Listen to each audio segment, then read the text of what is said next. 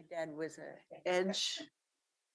Straight in. All right. No, that edge branch with the came out like a gel. The green, the Yeah. white. Yeah. All right. Good morning, commissioners, and over to you, Chair Harrington. Good morning, everyone, and welcome to the Tuesday, December 10th, 2023, Washington County Board of Commissioners work session. We have three big topics for today. Woo-hoo, it's going to be an exciting one. Hope you all enjoyed the sunny weekend because we are now officially into the rainy season. Yay, us! So let's fill those reservoirs. Okay. I don't know. Can we vote on that? Sure. I didn't know you were a fan of drought. there, Commissioner Willis. Well, there's a happy medium. So we're going to start off with board communication before we go to leadership communication. Who would like to kick it off? I could do it if you're... Sure, jump right in. Okay, so we had a really intense week together last week with meetings Tuesday, Wednesday, Thursday, board meeting, AOC District 8 on Wednesday. Thank you, Commissioner Trees, for putting together a useful agenda and for our great staff support and for Experience Tualatin Valley for hosting that event. We had a really amazing turnout from legislators. And then Thursday we had a roundtable. Well, guess what? It's somewhat similar this week. So we have a big agenda today. Then Wednesday and Friday, we have Clean Water Services Learning Days. As for me, yesterday, our District 8 chair and I were each down at AOC in Salem. Things started off with me bright and early at 8 o'clock with the Public Safety Steering Committee. And you know how much I love 8 o'clock meetings, being nonverbal that time of day. But we worked on the legislative principles and priorities. The Legislative Committee, later on had a presentation on the Housing Innovation Partnership from OCF, LOC, and it went A-OK. And then we adopted the various legislative principles and priorities for the 2024 session. In the Board of Directors meeting, we approved a proposed 2024 dues structure to go to the business meeting in November. This morning, I forwarded to you a letter that Multnomah County sent for that. This week for me, the Metro SHS Tri-County Planning Body has meeting on Wednesday. There's a good article in today's Oregon Live about the effectiveness of safe rest villages. And within 1 year alone, 50% of the residents moving on to the next level transition or permanent housing. So that shows that when government has good resources, we can get good community results in short order. I'll be at the DEQ hearing online for the Intel permit, and then there is a CAT tour with legislators later in the week. Next week, I'm planning to go and provide some public comment to the Beaverton City Council as to deflect some heat they've had on their temporary homeless shelter, because they're doing a good job in hosting that. So that's it from me. Oh, wait, sorry. Thank you for holding up that brochure, Commissioner Fye. I appreciate it. I brought these. I went to a documentary film unveiling as hosted by Thousand Friends of Oregon. So don't let your antibodies go up just yet. This is a documentary about how the land use legislation and goals were developed. And one of the things I really appreciated seeing was the level of community engagement that happened throughout the state.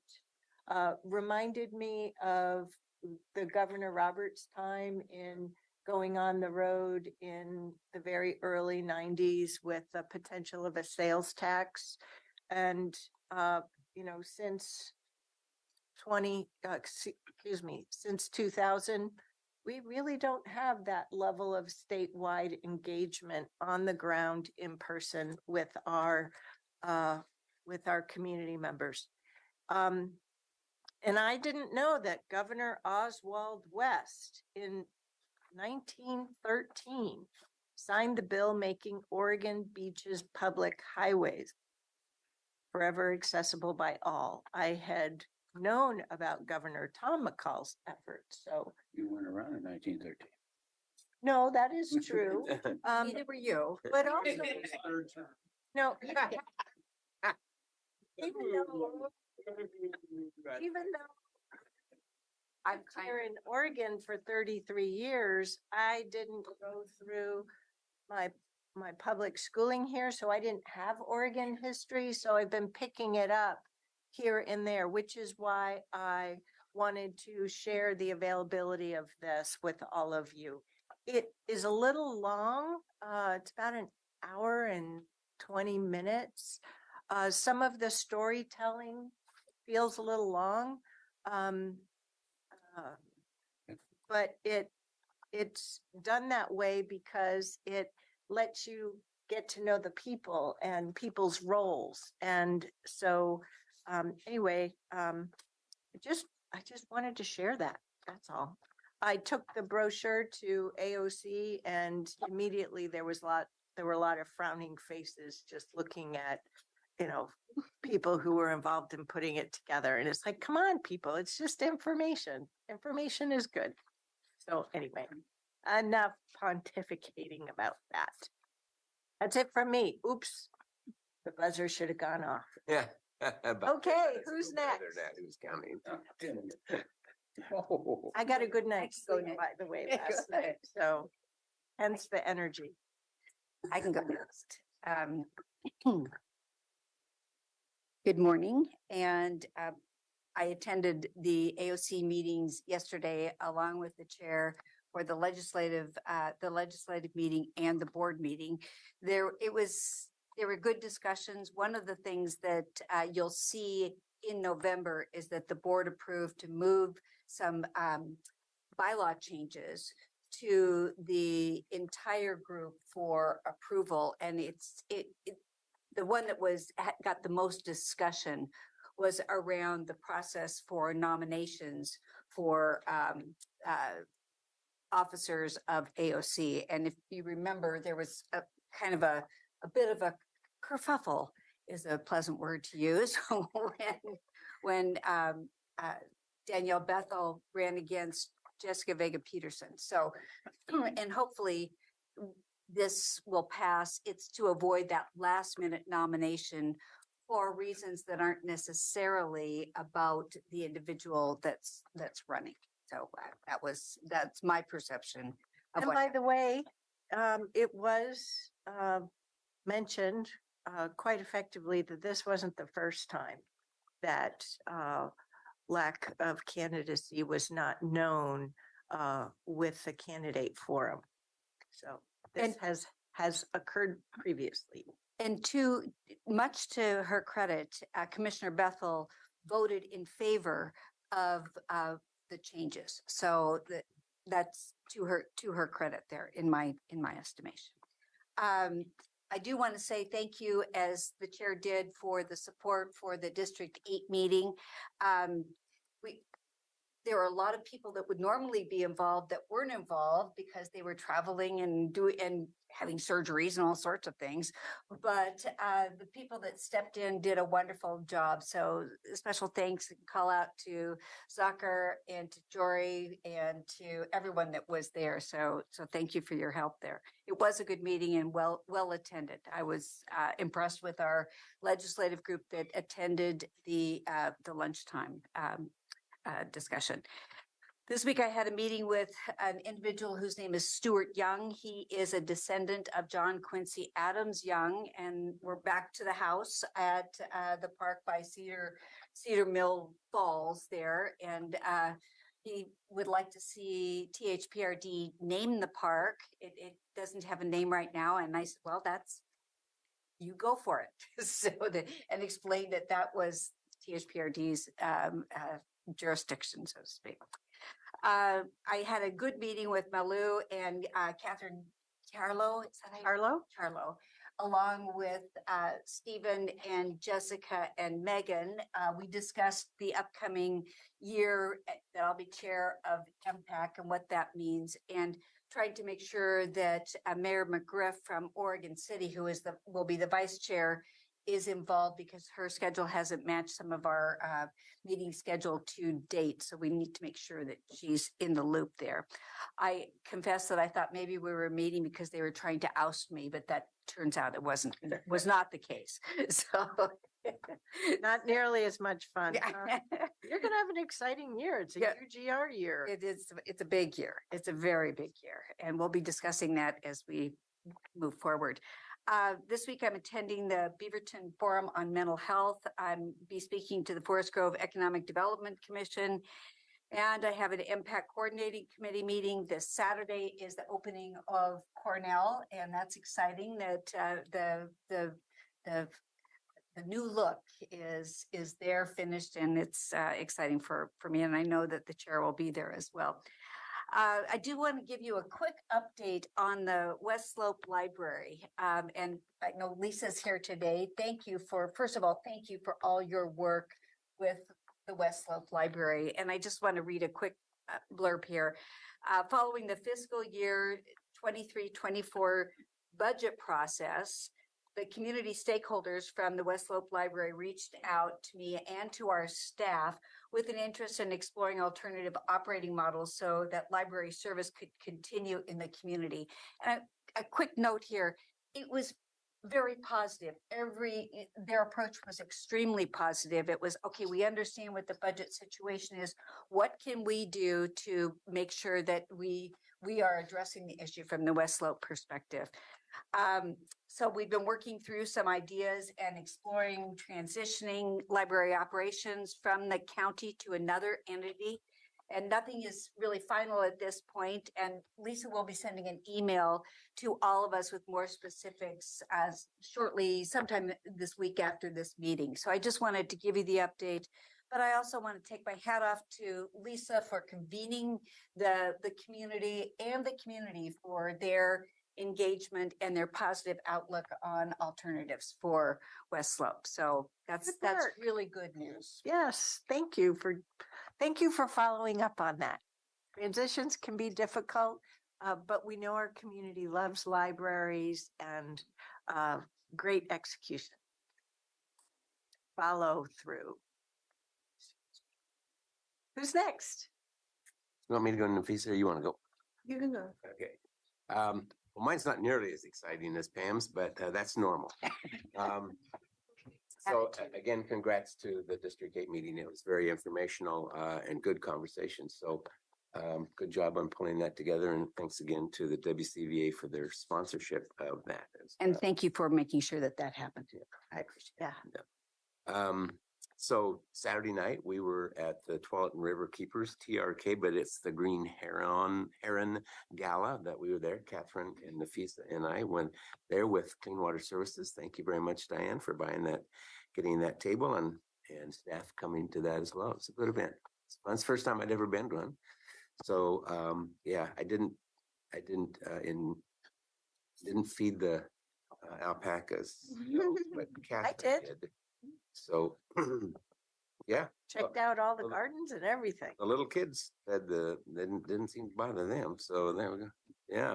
There's a little kid in all of us. Nobody would shake her hand after she did. Went to Rachel's farewell party on Friday, and I think it was Friday or something, Thursday. And that was good. It was good to have an opportunity just to chat with her. And then she'll be back I don't know, in a few weeks when we have her replacement. So yeah, that'll be good. She did a great job. And then probably the newest thing, time consumption thing I have is that the Council of Forest Trust Lands meeting with the governor's office staff, 8 consecutive weeks of 9:30 Friday morning meetings, and having lots of conversation with other counties, trying to find a solution to what we can work with the Board of Forestry on the Habitat Conservation Plan. And so yeah, this week I am trying to get together with the 2 counties, the 2 other counties that I represent, Columbia and Clackamas. And then, yeah, we move on. Those are the good conversations. So we'll see where that goes. I think Thank I you. have 6 more to go. So yeah, that's all I got this week. Just doing the homework. Lots of reading. Commissioner Fye? Thank you, Chair. Good morning, everyone. Um, the River Keepers event was great. Thank you for the invitation. And last week was really busy for our board, so I won't go into covering that. But one of the things I wanted to highlight for the benefit of Diane and Clean Water Services is because I attended that event and I had the opportunity to connect with some of your staff, especially Shannon Huggins and some of the work that she does around community engagement and community involvement and really spreading the information about clean water services. And knowing my schedule ahead of time, I had an opportunity yesterday to speak at Pacific University, the environmental health class. So I was able to extend that invitation to Shannon, and she was amazing. I think the class invited me, but Shannon was the big hit in clean water services and all the great work that you all do. And a lot of the students were interested in volunteering and sightseeing. They were really interested in some of the tours. And surprisingly, a lot of the students also participated. Some of the tours that Clean Water hosts at the Rock Creek. So, and a lot of the students were very familiar with Fern Hill facility. So I just wanted to extend kudos to you all and also say thank you to Shannon for coming. The event was Saturday and she was able to pivot and prepare messages and some key messages that she wanted the students to take away. And it was really good, a good event. And this week I have a lot of transportation related meetings, but I'll advise the board and everyone next week as we move on. With that, I turn it back. Thank you. Commissioner Rogers? As I mentioned last week, I'm trying to balance a little tiny bit of sleep with all of our schedules here as well. I'm doing work, right? I see you got a big screen there. Here. Yeah, they're finally, that was really a nice combination. I really couldn't see what was up there. Yeah. So Yeah, that's great. thank you to those who did that. I need to do half days. I just cannot. My days are crazy. So I'll be here until noon, then I'll go back. I'll watch the rest of it. Then this week, everybody jammed something in. I've got a WA meeting, which is government relations on Thursday. Tomorrow is interesting. If anybody wants to poke into that, WA has a joint meeting with the HBA and PMAR. I'm really interested to see what they're talking about in terms of. I got to figure a way to do that and then get over to the CWS board. Land use. What else? Yeah, that and I think probably growth and Real estate. Right, what else? Yeah. And I've got to figure out how to get over there. And then, unfortunately, Diana, I apologize once again. I can do about half day. I asked Mark, I think who's putting the program, if we could move a couple of topics around. It would be really. I don't know if he can, but if he could. And the same thing works for Friday. I've got the WSI, their quarterly meeting just happens to fall that morning. So try to do a little work there and then come over to the other. So You got clear till Monday, Roy. You got an extra day there. well, I'll be there Saturday and Sunday, so I know, but it's getting short. For those of you who may not be connecting the dots, Commissioner Rogers' business, being related to taxes, October 15th is a big filing milestone. So, Yeah, we're supposed to see happening. this year, but you're right. oh, the 16th. There Yeah, you we'll get another day of agony. go. One more day. Another day of Yeah, procrastination for some of us. I think I'm gonna make it. Oh, I know I'm not. But thank you. All righty. Well, that's it for board communication today. How about leadership communication? Good morning, Chair and Board of Commissioners. I'm really pleased this morning to introduce Molly Rogers as our new Department of Another Rogers. Housing Director. Molly is an accomplished housing leader in the Portland metro area. Her most recent role is the interim director in the Portland Housing Bureau, where she had been deputy director since 2019. Previously, Molly was at Home Forward as the director of asset management and housing policy. She brings over 20 years of affordable housing leadership under her belt and a depth of experience in leading department and teams, as well as significant subject matter expertise in many areas of housing and homelessness. I'm thrilled that Molly is joining our accomplished team here at Washington County and will continue to strengthen the work we're doing together. Yesterday, I had an opportunity to have lunch with Molly, and I know she took some downtime between the positions. I asked what she did during that time, and she jumped right into housing work. And I said, no, what did you do for yourself? So I think that just demonstrates the passion and excitement that she is actually bringing to this role. And we want you to be successful. And so that means work-life integration, and you need to take care of yourself as well as the work. So do you want to say a few things? Good morning, Chair Harrington and Commissioners. It is my privilege to serve Washington County. I'm thrilled to really be here. My passion is really around this integration approach of how do we end homelessness, prevent homelessness, and keep people in their housing in an affordable fashion so that they can thrive in other ways in their lives. So that's how I've really catered my whole career. Career trajectory comes from an ending homelessness background, working for the Department of Homeless Services in New York City. That was after I got my graduate degree at Columbia University as a master's in public administration. Moved here 21 years ago, has been working in affordable housing since then, and really understanding the beauty of this position is seeing how these opportunities can be integrated so that people who are experiencing housing instability know that we have many interventions, many different types of programs, and that we can meet whatever needs that we have for them at that moment in time in their lives, and then hopefully move them on to permanent housing as much as we can. So thank you. Well, Just as a housing related aside, Aloha Park looks like it's completed, just off of 185th. It's beautiful. So job well done to the team. I'm really excited to have Molly as well. And part of my excitement is we have some tours scheduled, and that's an opportunity for me as well to go around and see some of our sites and get to know Molly and get to know the team. But Yeah, it's great timing since we've only been able to rehab half of the portfolio, have a whole another half to do to extend the useful life of the existing affordable housing portfolio for the Housing Authority of Washington County. So we're excited to have you join our great team.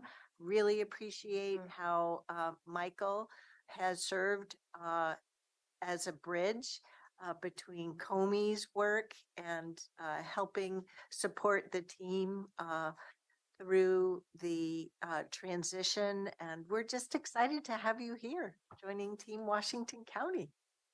Very excited. Great. Oh, Molly. Thank you to Commissioner curiosity, how Fong. do you spell your last name? Oh. There's no D. Oh, you're the same as me? Save it. Oh, all right. we'll try not to get you confused. It's gonna be hard. Well, thank you very much. And Chair, thank you also for recognizing Michael Bonacore to help with the seamless transition. He is actually still in part-time transition, so we do have a smooth handoff and supporting the team during this time and doing their important work. I'm going to continue with good news. Washington County Animal Services was named Agency of the Year. And this comes from the National Animal Care and Control Association. This prestigious accolade is a testament to animal services' outstanding contributions, dedication, and exceptional service in the field of animal care and control.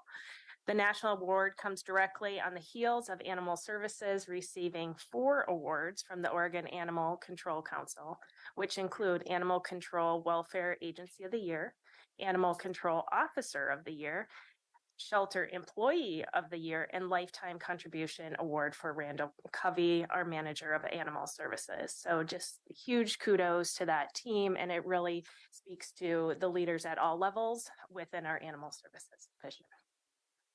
And that concludes my update. Great. Thank you, Miss Angie. Mr. Anderson. Good morning, commissioners. Just to put an awareness on you, since we were talking about housing, that the defeasement is going to be coming, the round 2 of defeasement sometime late this year. So be prepared for that one. It's a complicated transaction, but we've done one before, so we know what we're doing this time around. Any money on a defeat with the rates now? I'm not a financial Oh, expert. all right. Just for your awareness, our office, in conjunction with LUT, did file a response to Mr. Akamoto's LCDC complaint, so that you got a copy last week on that if you want to take a look at it in the hot sheet. And then finally, just awareness that the Ryan Alden trial begins today and should last for a week and a half, maybe longer. That concludes my report.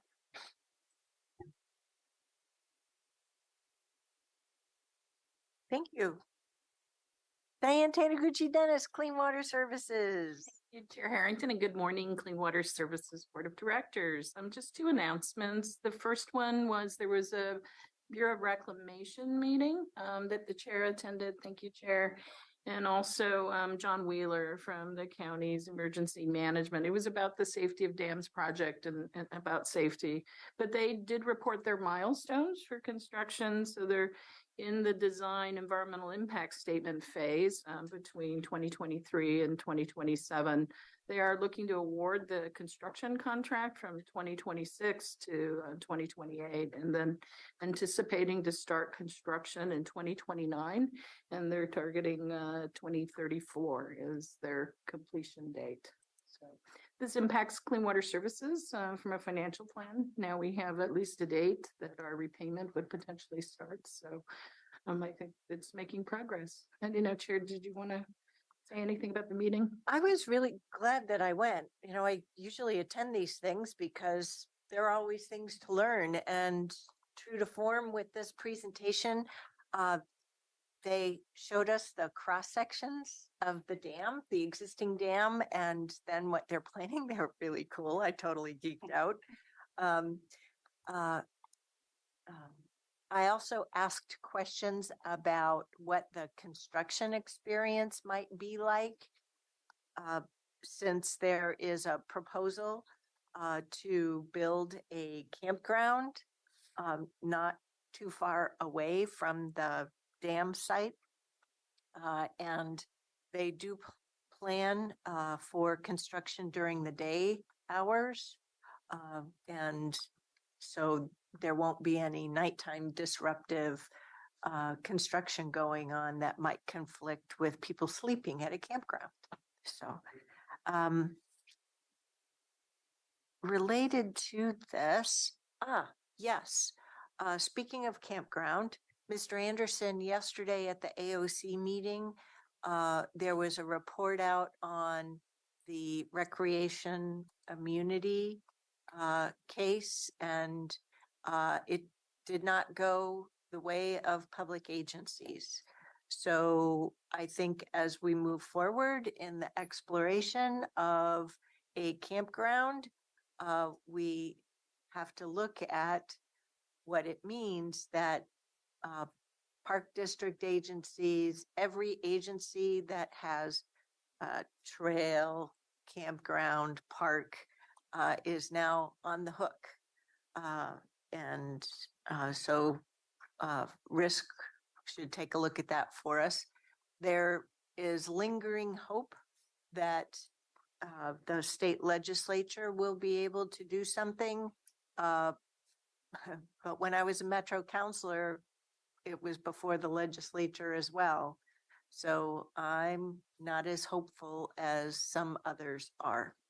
So we better look at the reality of things being the way the court has decided or not.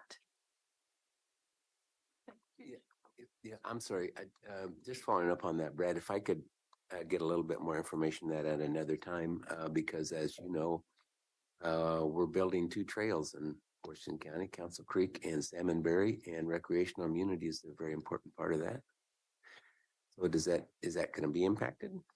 And we don't have to answer that right now, but that's where I'm going with this. Yeah, we're looking into it right now, and this isn't the first time that the courts have overturned this. They don't like recreational immunity, but the legislature traditionally supports it, and we've had numerous revisions to that statute to address the court's concerns. We'll see if we get another run at it. I would note that one of the key elements for recreational immunity is it has to be free, where campgrounds are not free. So we've never had recreational immunity for campgrounds per se. Mm-hmm. I was going to say this is an important issue for Clean Water Services with our trails work and Fern Hill and all of that. So Mark is going to engage both Caroline and Tracy to take a look at it. So it'd be great to plug in with you. Yeah. Thank you. And I wanted to mention Director Willie was working with Mark and I to triangulate schedules to see if he could also attend that Bureau meeting. So thank you, Jerry, for working with us. And thank you for being there. The second item is that we're looking forward to the board learning on Wednesday. So our Ops Challenge team is going to join us for lunch to share their experience about winning this first place award in Ops Challenge. First ever in the history of the Unified Sewerage Agency and Clean Water Services. They're just really excited. So they want to share with you how it really impacted and made a difference for all of them working together. Oh, great. The social media post is really marvelous. Yeah, it's great. But so we are anticipating extending the end time to 3:30 if we can, to try to fit everything in that day. It's set up on our calendar already. So Is that on Wednesday or Wednesday. Okay, good. Yeah. So we'll try to work to accommodate schedules as best we can. Can you tell me what they won overall, or there's which categories? Yeah, so they won it in different categories, but for the what do they call it? It's the category 3 for a team that's never been to there. So they won first place overall. So that's for labs. That's for number 1. Everything. Yeah, they came in number 1. Wow. Yeah. Wow. So Mark, did you want to share a little? There's 4 different pieces they compete in. It was very surprising. It was kind of slow and steady wins the race. I think they took second in one group and third in another, but then when they rolled up all the scores, turned out that they took first place among all the teams that were competing in that division. So it was quite striking. So Yeah. it was very nice. Very proud. I do remember that in 19 when we went to WEFTEC. Yeah. And watching Other teams. yeah, all the teams working on that stuff. It was pretty amazing. They have a lot of fun, but it's hard work, I would imagine. And just preparing, they do a lot of studying and working together, and yeah, it made a huge difference for them. They'll talk about that. Yeah. well, and your team does great community outreach anyway, but I sure hope that between the pictures and the staff interviews, that everything from the little kids who love big machinery and tools to our middle schoolers and high schoolers will see the posts, the short videos, whatever you have, to encourage them to go into the fields of utility operations and public works, because it's very rewarding work and really interesting stuff. Thank you. We'll look forward to that. Congrats. Great. Well, I think that's it for leadership communication. So we'll dive right into the next topic, clean water services investment strategy. So Is Jack online? Jack needs to be online. So, and he's going to be able to share with us the report on our investment strategy. Good morning, Jack. Good morning, Chair Harrington. Good morning, Board of Directors. Can everybody hear me okay? Yes, we can. Awesome. Thank you very much for your time this morning. And it is a pleasure to be sharing some information on our investment strategies with you this morning. For the record, my name is Jack Liang, the Chief Business Operations Officer at Clean Water Services. I am also the designated treasurer for Clean Water Services as well. If we can advance to the next slide, please. So for today's session, we're going to go through a little bit of brief history, just because it's still relatively new for Clean Water Services to take on its own treasury function. And for the public's benefit, we'll just very briefly touch on the history. And then we're going to provide a little bit of overview of the Clean Water Services investment policy, mostly on the sections. And then that will lead into our investment objectives and strategies for Clean Water Services. So those are our agenda for today. Next slide, please. So starting with a brief history, before fiscal year 22-23, which was this last fiscal year that we just closed, Clean Water Services treasury and investment was managed by Washington County Finance Department, and all of the funds that are available for cash as well as investment are pooled with the Washington County Fund in one pool. And starting from fiscal year 22-23, that's where Clean Water Services established a standalone treasury function. And then the purpose of doing that is to align the cash management and investment strategies with Clean Water Services operational objectives and operating conditions. In addition, we also adopted Clean Water Services specific investment policy to provide guidance to investment activities. And that's from fiscal year 22-23 and on. And we have been in operation for a little over a year now. Next slide, please. And then we're going to jump into the investment policy, which is a standing policy. Now, based on ORS, Oregon Revised Statutes 294's requirement, the policy is required to be reviewed and readopted on an annual basis, which is why you will see a board agenda coming to you by November 14th this year with a new version of investment policies for 2024. Now, the sections within the investment policies, there are many sections, and most of them fall into one of these 5 categories. It's either addressing the governing authority and scope, or it's addressing the investment objectives, or the standards of care and procedures. And then we have the authorized investments and investment parameters. And last but not least, the reporting, the disclosure, and the policy adoption requirements are also listed in the policy.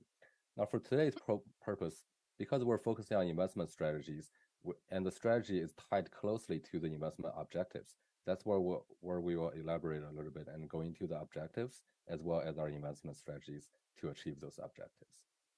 Next slide, please.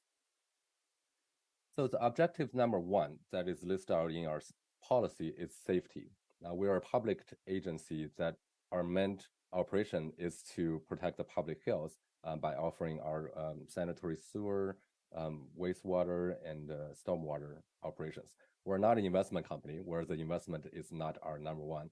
The investment returns is not our number 1 objective, but rather than keeping our invested capital safe and trying to mitigate credit risk and interest rate risk as much as possible is our number 1 objective. So to do that, our strategies is to, 1, be very prescriptive about our security type and the security rating that we invest in.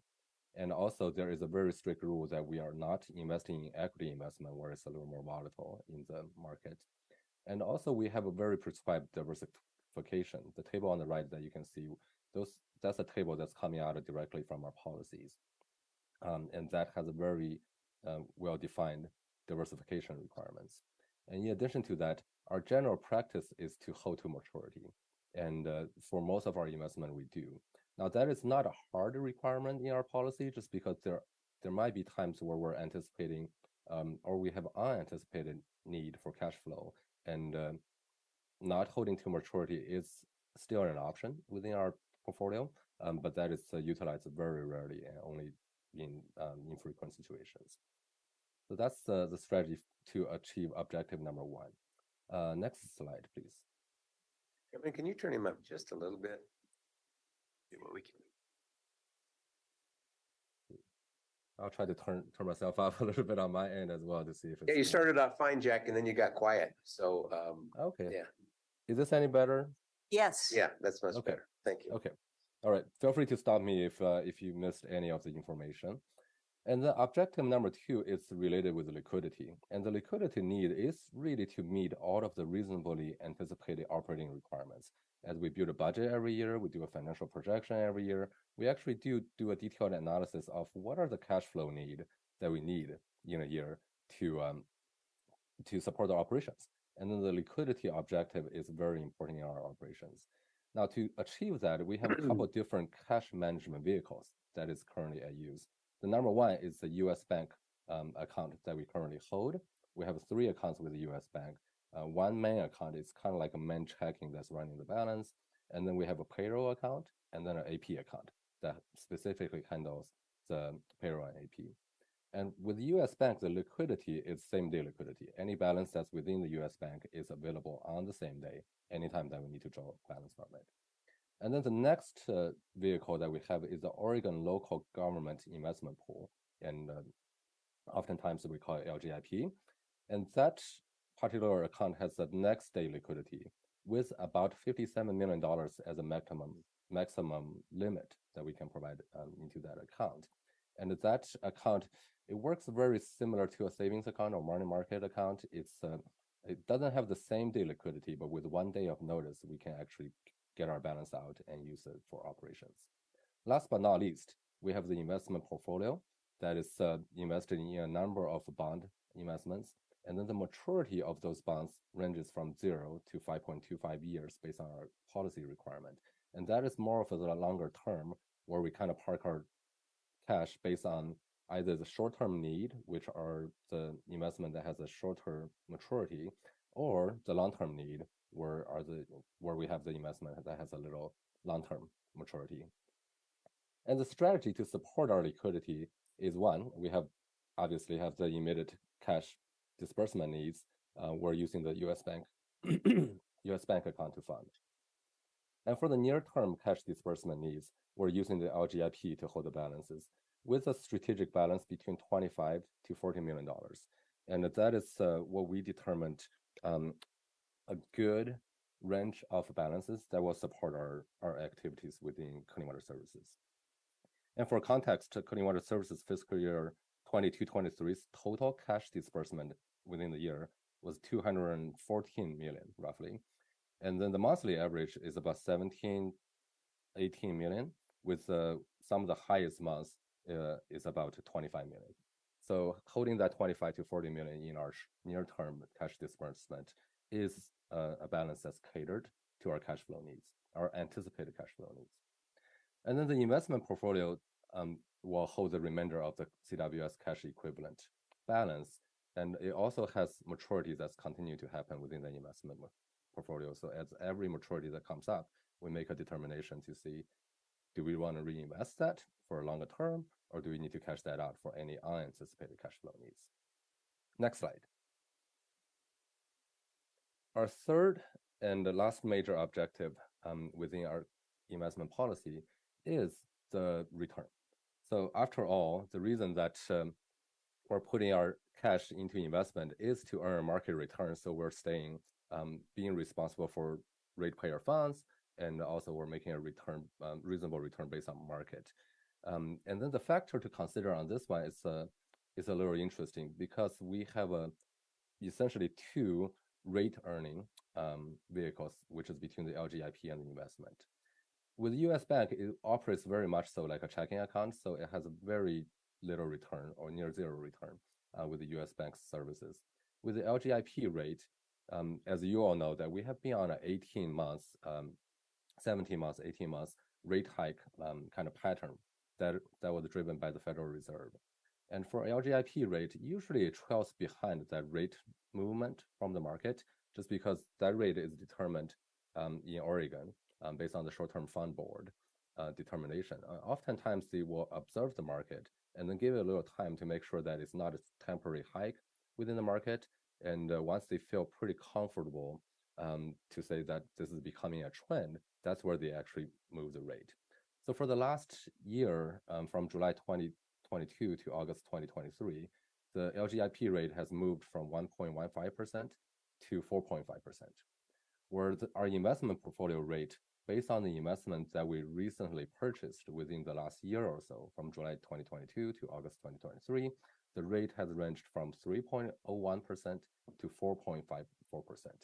Well, the message that's carried here is actually at any given time during that period of the time, by our observation, the investment portfolio rate actually outperforms the LGIP rate, which shapes our strategy on returns. Is in the US bank, we're trying to keep a minimum balance just to run operations in the short term. And then for LGIP, because it's trailing behind the market for the last year, we have been only trying to keep enough balance to flow operations, to flow near-term operations. And that is about $25 million within LGIP. And then, of course, it does fluctuate from time to time, and then we're trying to target it back down to that $25 million on a periodic basis. And then with the investment portfolio, our strategy has been maximizing the balance, is because that in the new investments that we have been purchasing in the last year, that actually has provided us the better return compared to LGIP. Next slide, please. So for next steps, and because LGIP is trading and we're in an interest rising market, it is kind of coming to a stop a little bit. So our next step is, one, to continue to maintain safety and liquidity. Those are the two pillars that we do not want to move at any time. And then continue to watch the interest rate movement on the returns, just to observe the trend and the comparison between LGIP and the market. For example, if the interest rates start to drop, and LGIP will continue to also trail behind the market movements. So in that kind of situation, our situation may reverse, and LGIP may actually carry a higher rate than the new market investment that we're able to purchase. So we may actually flip the investment strategy to maximize LGIP balance and only put the remainder into the investment portfolio. So that is the current investment strategy that we have. Next slide, please. So before we open up for questions, just a quick reminder that our investment policy is coming to your board on November 14th for readoption. And this year, there's really minimum content revision, but except that we did a number of formatting updates for this year. So there's no significant content update in investment policy for us to bring forward to you. So I will pause here and see if your board has any questions for me. Commissioners, any questions? I do. Go ahead, Commissioner Right. Rogers. No, go ahead. Thank you, Jack. You obviously cited 294 well, and I might have a little different opinion on risk than you do, but that's okay. Yeah, everybody has risk tolerance different, and they pair their portfolio a little different. I, for instance, like that 5% interest rate on CDs, and you can get them fairly short term for a large portfolio. But I'm going to go back to a topic that interests me, probably nobody on the board, but it should, and something that should interest you. And I would like some clarification, not just for this, but in general. You know that I continue to pick at the component unit issue. And when Tom Carr was here, I asked him some very pointed questions about, does indeed the county have any financial responsibility or obligations in regard to clean water service? And he said no. I asked him if there were any liabilities that clean water services would incur that the county might be responsible for. He said no. Why that financial interdependency is important is obviously for insurance, which I know you're guiding that through Quick and others. If the county has some safety net, if you will, through the county. I mean, if the Clean Water Service is a safety net through the county, don't need any insurance, just put off the liability to them. But I asked the audit committee some questions, and I got back the same explanations about I did that through Kathy Leader, and I think I sent it to Tanya and to Diane, and they keep saying, gee, it's the same board. It's the same board. Well, I don't care about that. I don't think that was the intent of the GASB board, because there's a little thing, and all of this is boring, and I'll get through it real quick, but there has to be, if there, I'm citing right out, if there has to be a financial benefit or burden, or does the management have operations responsible for the component? Yes. And if it's that, then the component unit, you do certain things. It's blended or discreetly presented. As far as I can see, other than having a common board, which all 5 of us could run for a water district board and be a county commissioner, I mean, that wouldn't make them a component unit of us, or we of them. It's a serious question. So you're saying, what's that all got to do with investment policy? I'll wrap that back around. If there really is this component unit, do we have to do the same thing as the county? Are we obligated to follow their procedures? Because they have a very different model on when they need cash, how they need cash, and what they're doing with cash.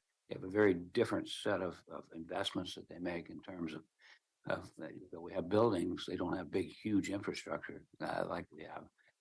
Absent roads, I understand those. So I still pick at that question, and you come all the way back and say, what did you just say? GASB 61, which came after 14, which tried to clarify, didn't do a good job in this particular case. I had time. I don't have time right now with my season of tax, but I want to go to the GASB board and say, let's get a real interpretation of that.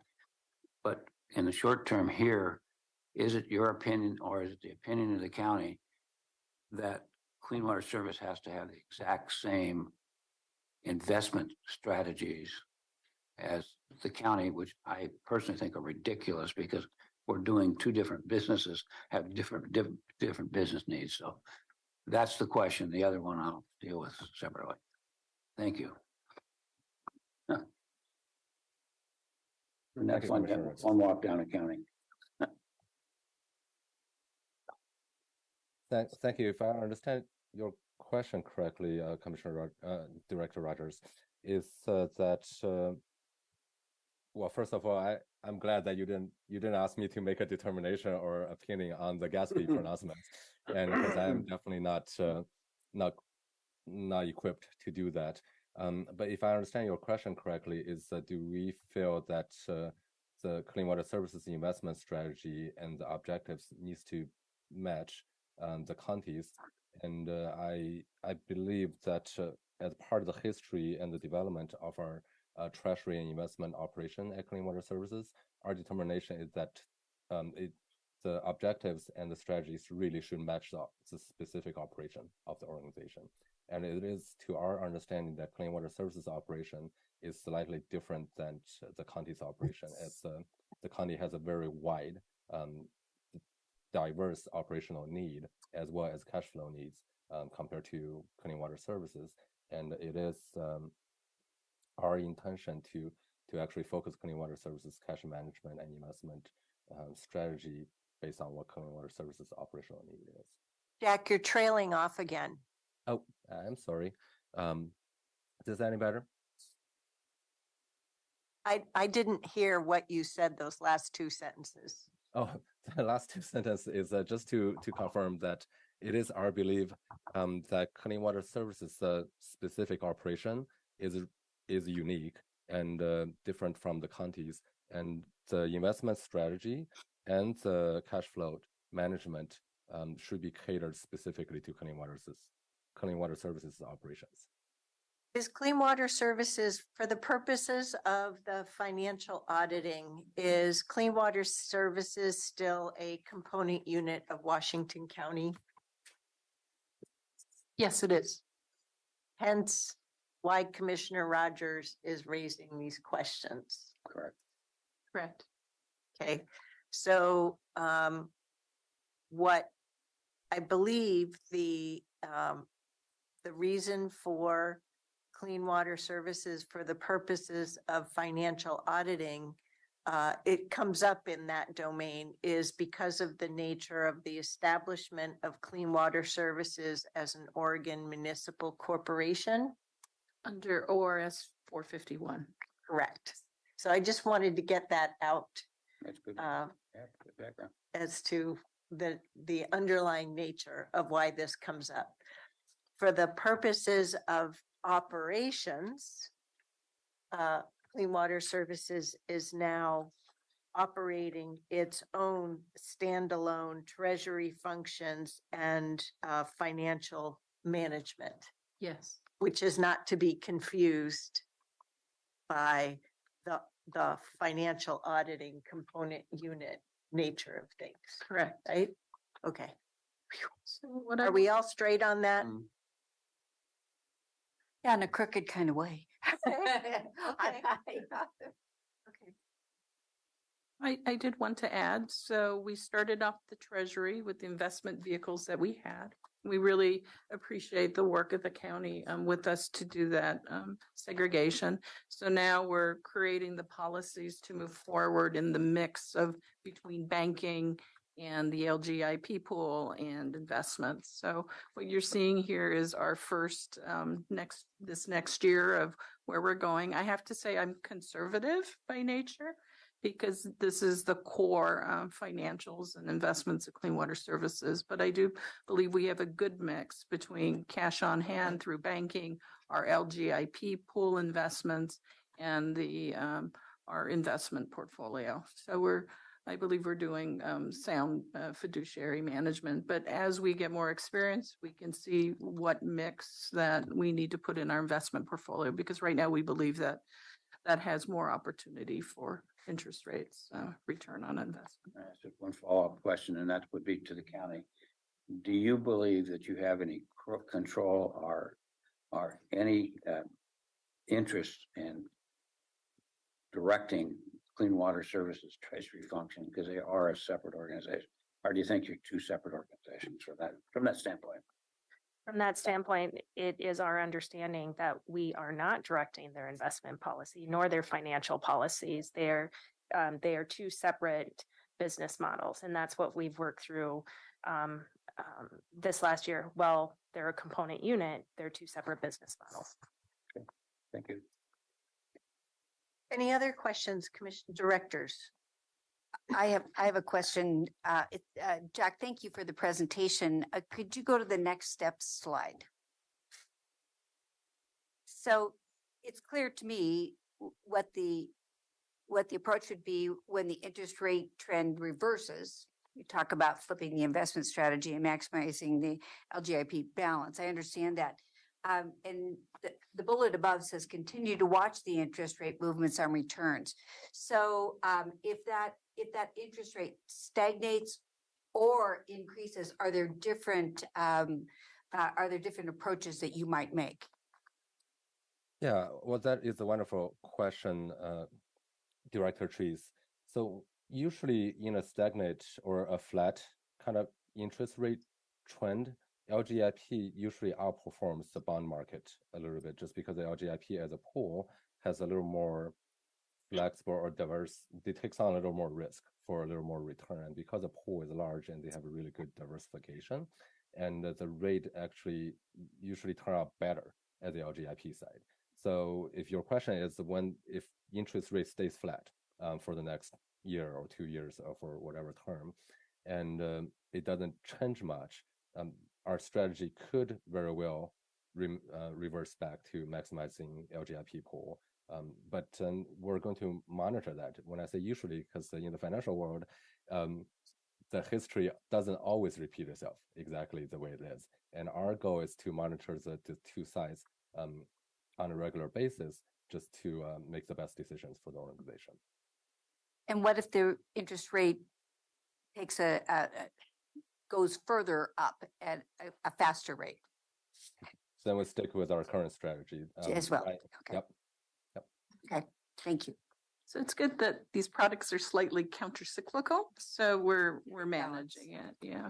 And I do want to thank Jack. He's staying home. He's practicing good practice because he didn't want to potentially expose all of you.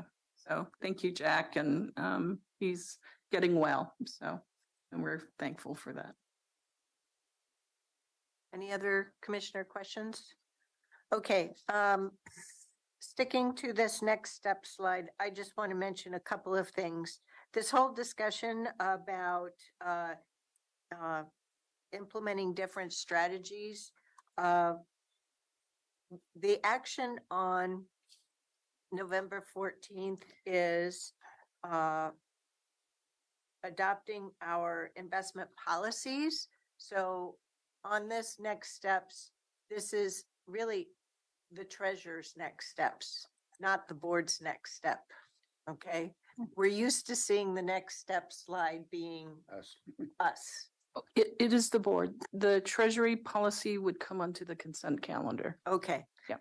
Well, that's what I wanted to get clear, because the changes that he was talking about in terms of flipping the investment strategy and maximizing the LGIP balance would need to come back before us in order to execute that. So the policy gives us the administrative ability to do that rebalancing. So it's the policy that the board would set that we need to operate within.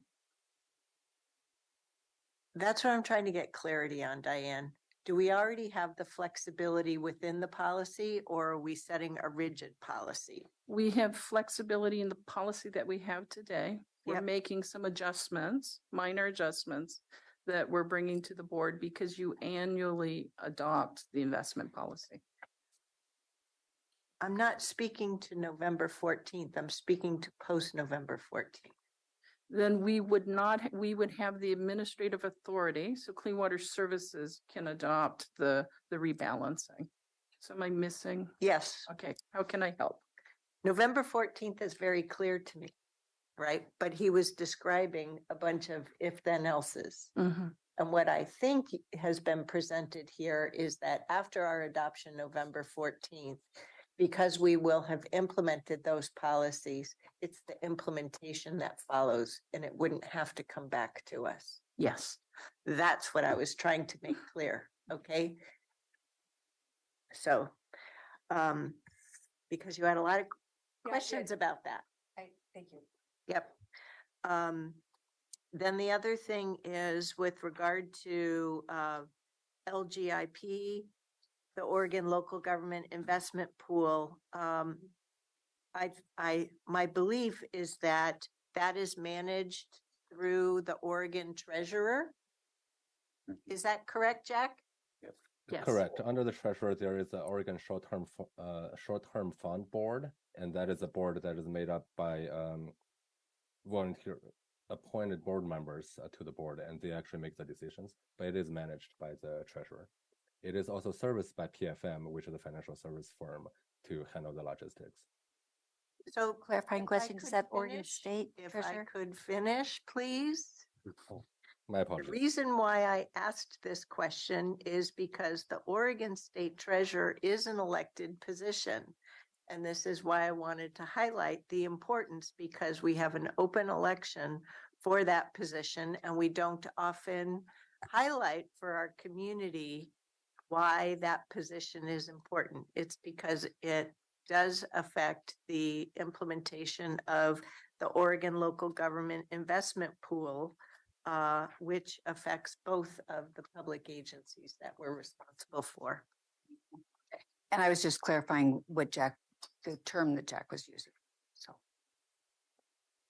Okay, so anything else is part of this presentation? Nope, I think we're ready. Thank you. Thank you for your time. Okay, next we move on to the second of three big topics for today.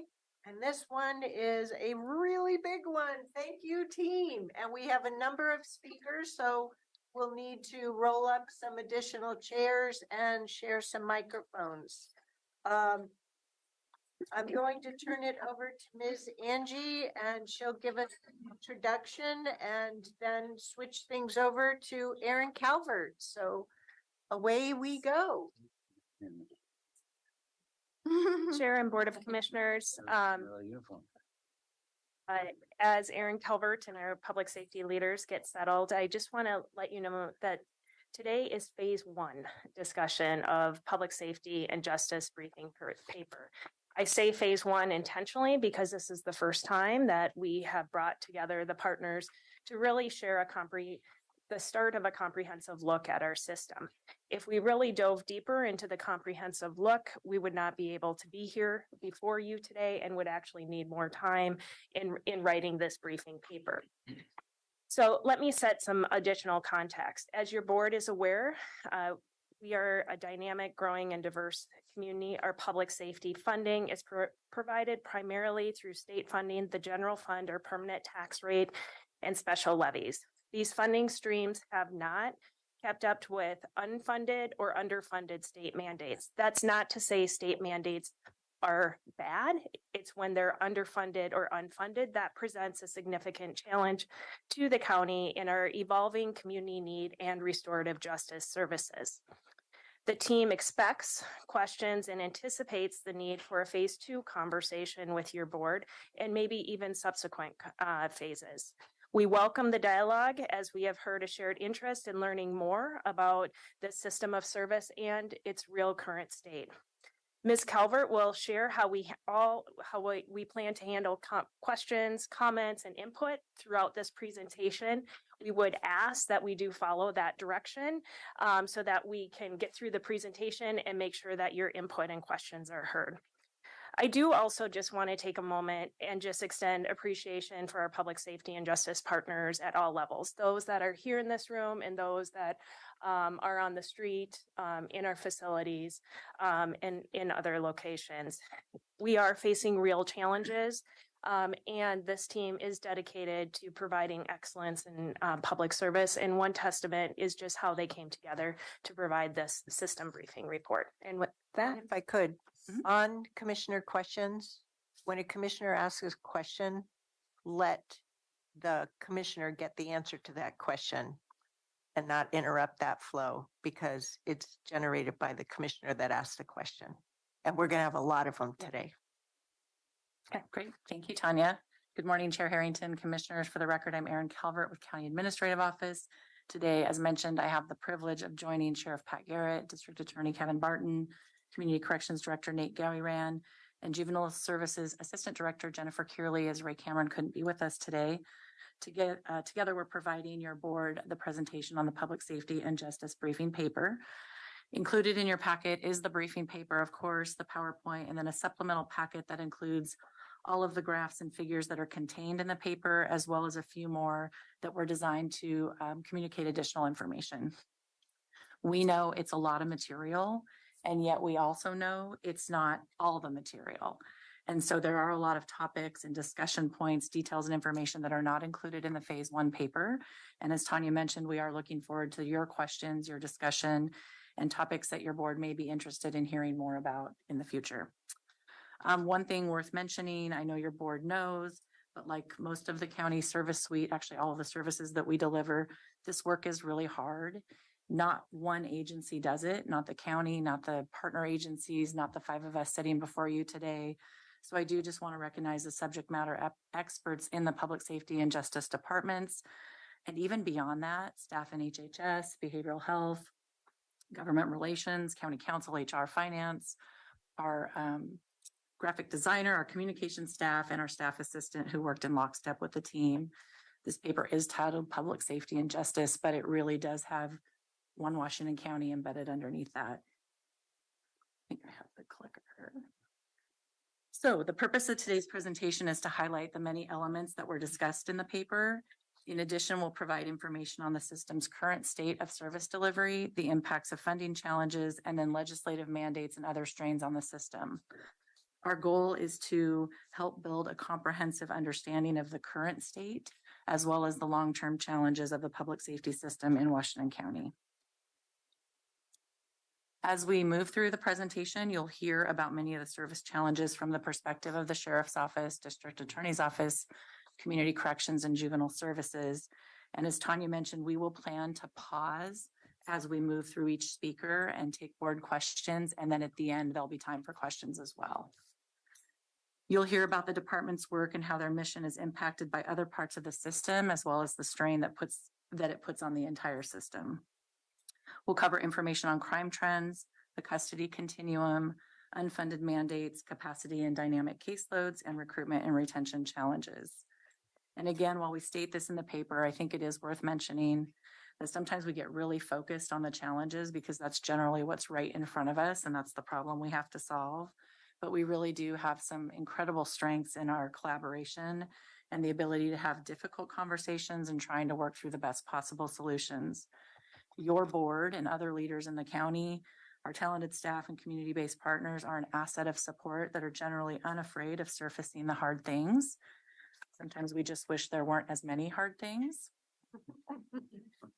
So this graphic is small on the slide. It can be found on the first page of the paper as well as the supplemental packet. And it really illustrates just the many components of the service delivery model. It's not an exhaustive list, but just more of a foundational way to show the supports and the base. It starts with the governance, moves into the stakeholders where there's very often intersections of work. It relates to, then we move into the partners for the whole system, including cities and school districts and law enforcement agencies.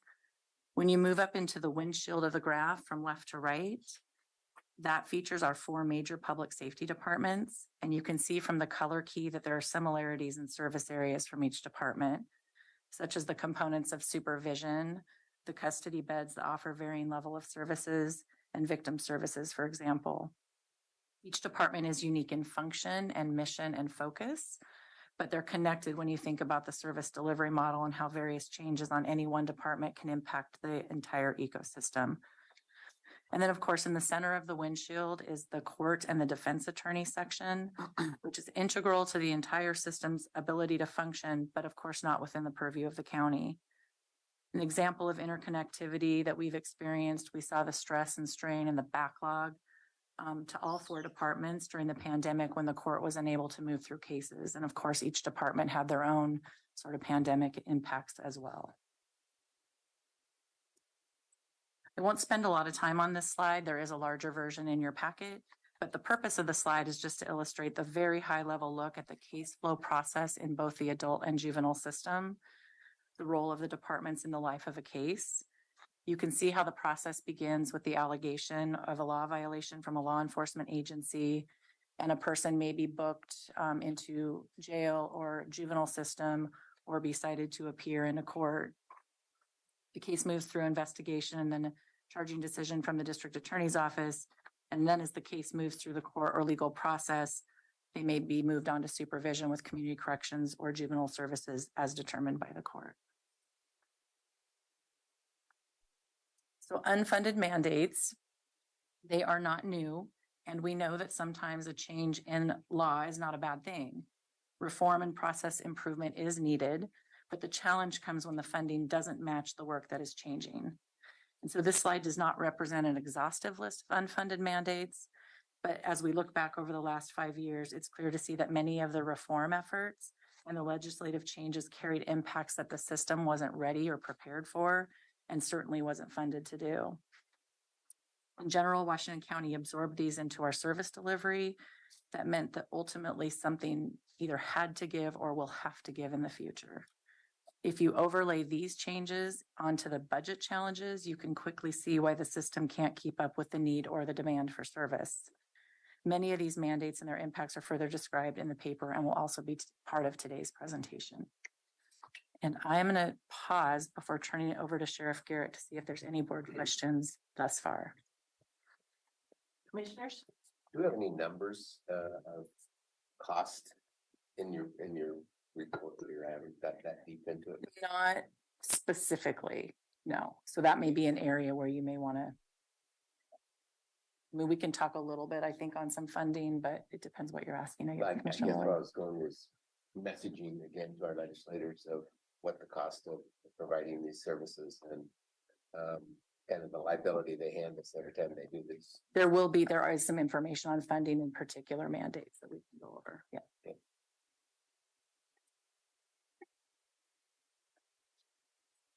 Go ahead, Sheriff Garrett.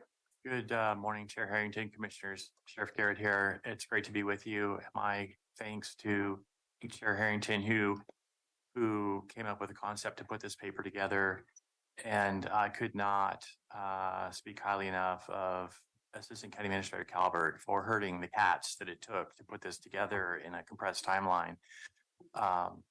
It's also important for me to say that while there is perhaps there's a deficit in funding and support for public safety services, I'm using language from DA Barton. I want to give him credit. There's no deficit when it comes to partnering with the leaders here at the county, with our partners in the community.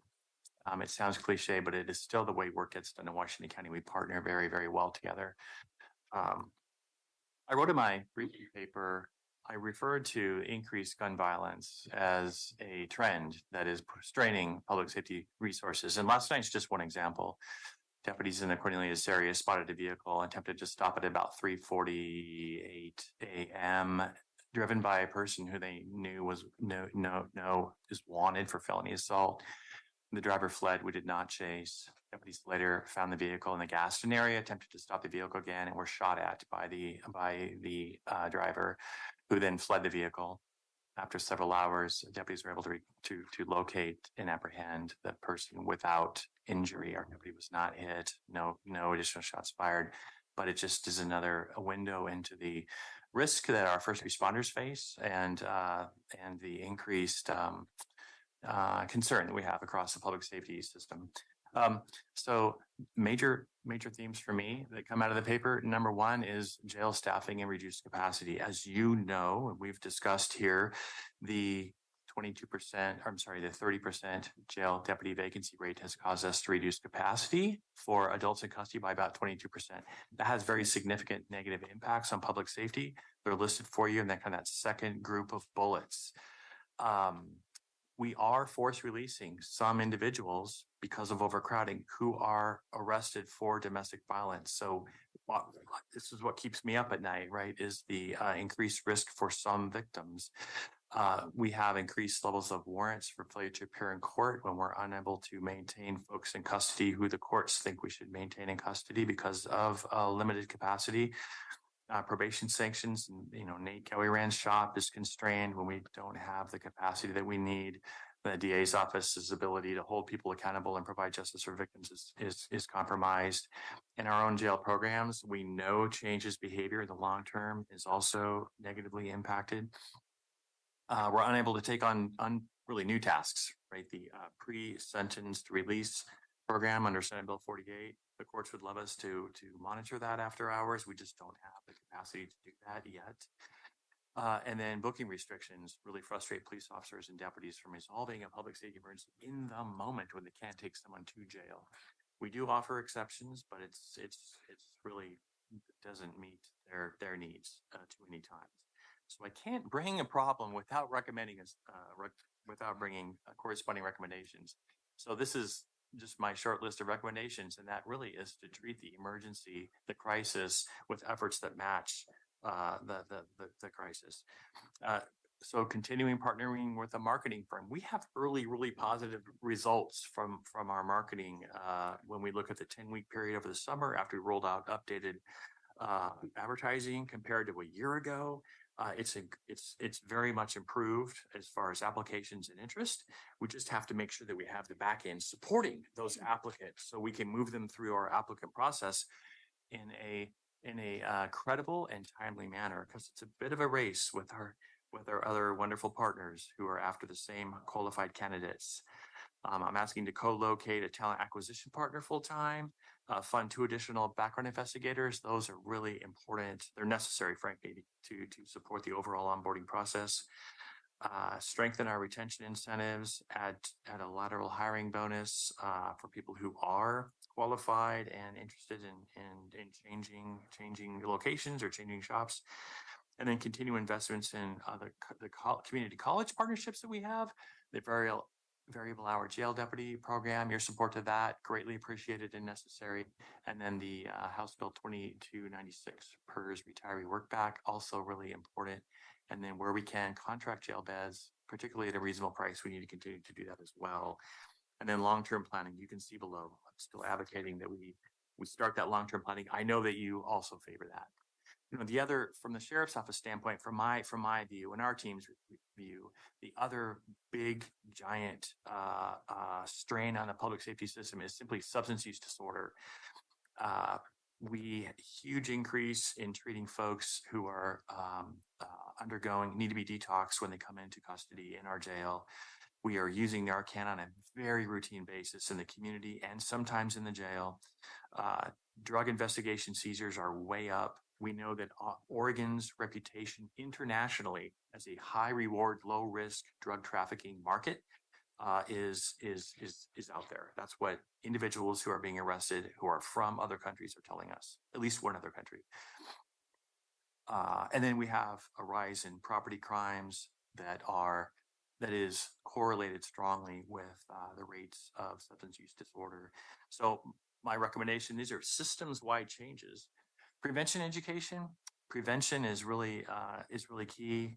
That's what researchers are one of their strongest messages. And some of my opinions are derived from my service on the governor's alcohol and drug policy task force. I've made friends at the Oregon Health Sciences University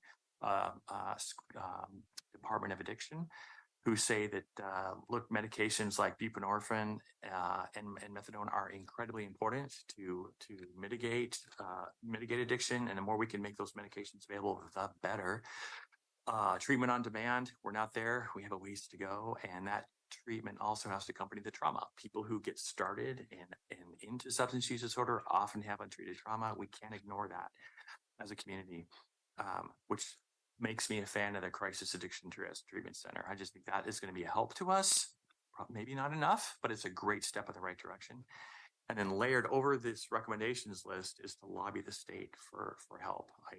I believe that they haven't taken the leadership role that is due them, and we just continue to need to advocate for that. Okay. First, before we turn to questions, there is a palpable tension in the room. And I think that is because we're all so invested in this topic. We're all committed to our community.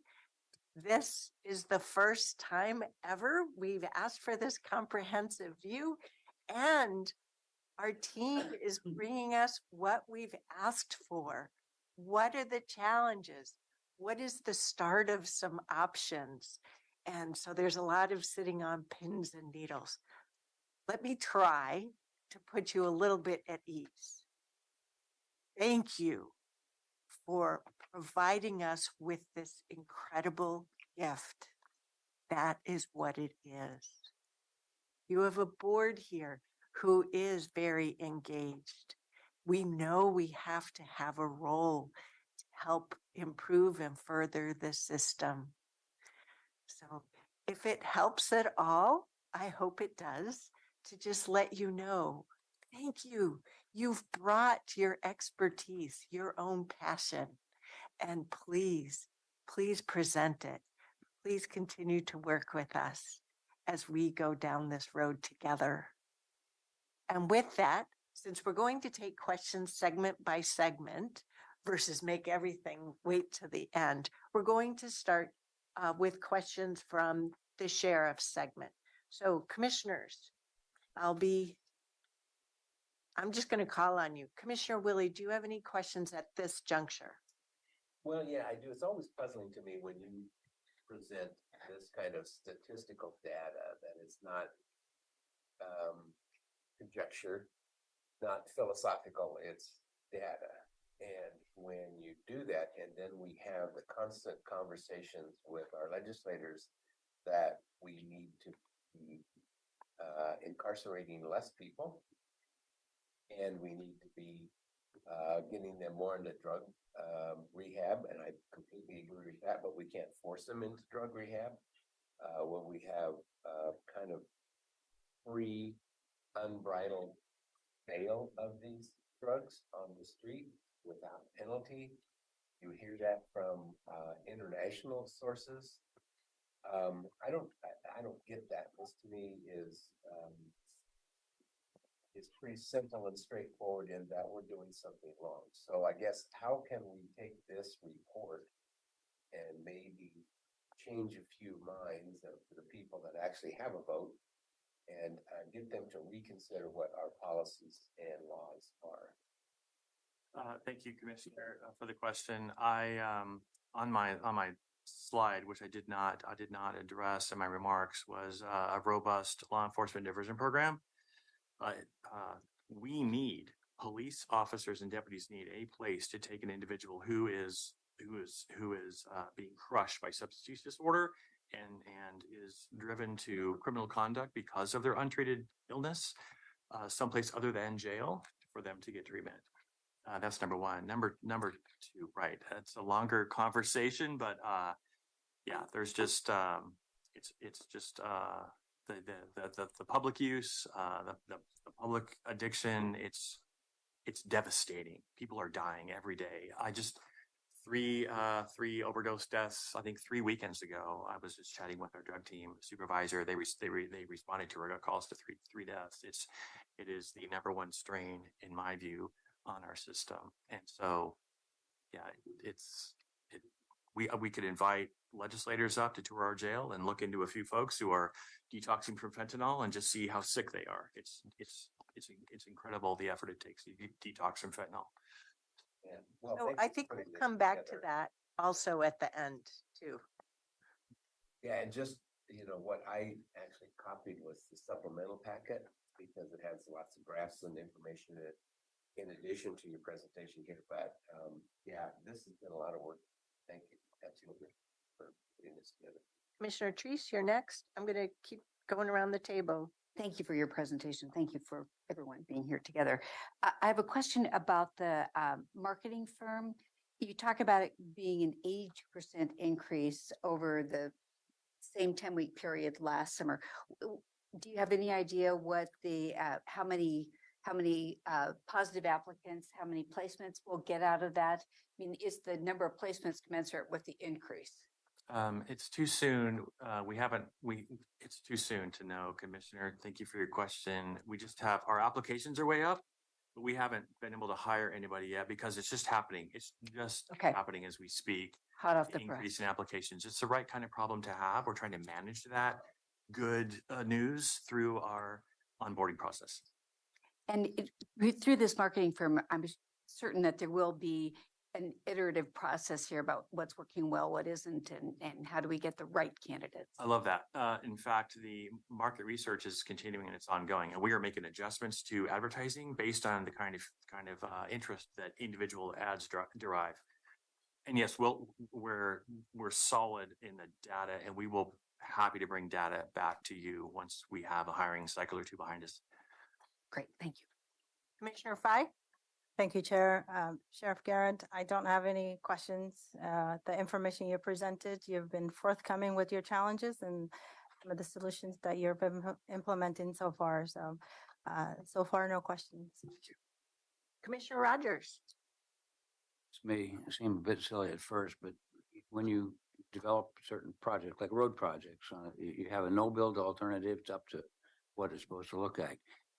What if we didn't provide any jail services? Would the state of Oregon have to come in and provide some amount of services? They certainly like to dictate what we're going to do, but they don't seem to supply the funding. Can you say, hey, we've had enough of this, and you need to fund a little bit? I don't know what the state's response would be.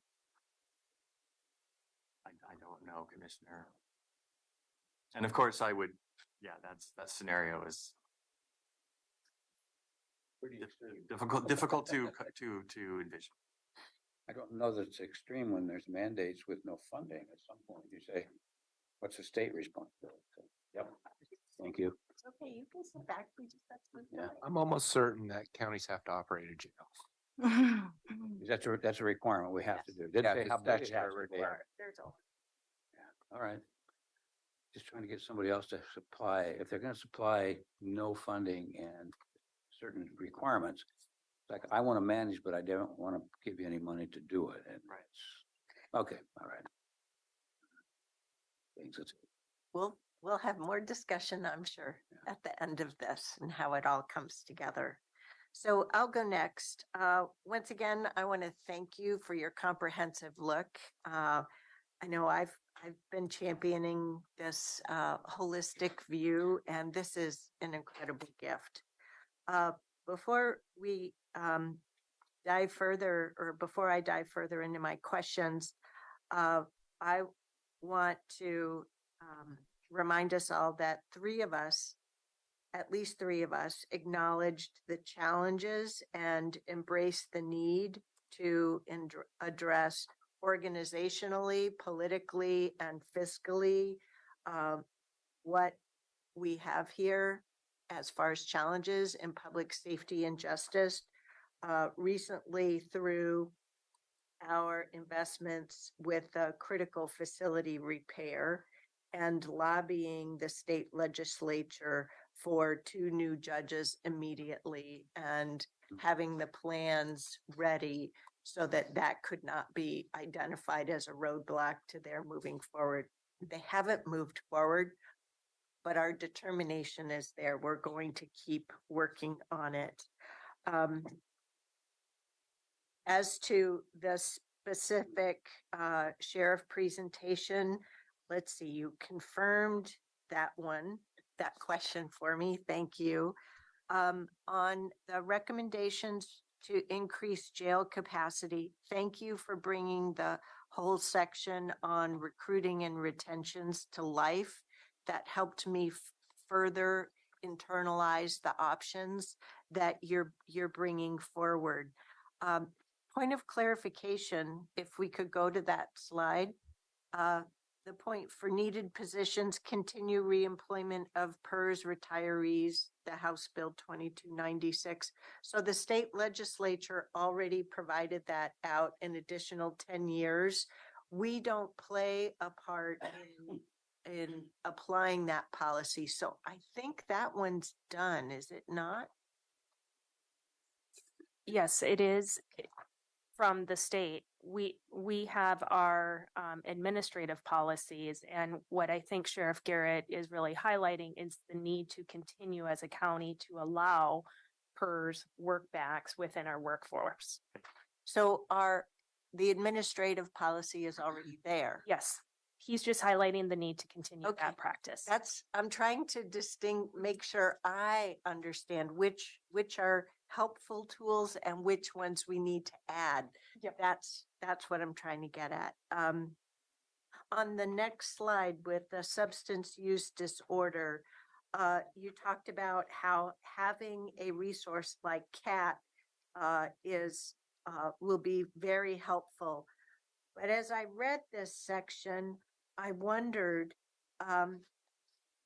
should we be doing some things to enable you, the sheriff, in managing the jail, some additional service capability within the jail to deal with not just the detox needs, but the maintenance needs? Because the more I learn about the effects of these illicit drugs and how it rewires your brain and how the jail deputies are challenged to manage people in a humane way, it's just heartbreaking.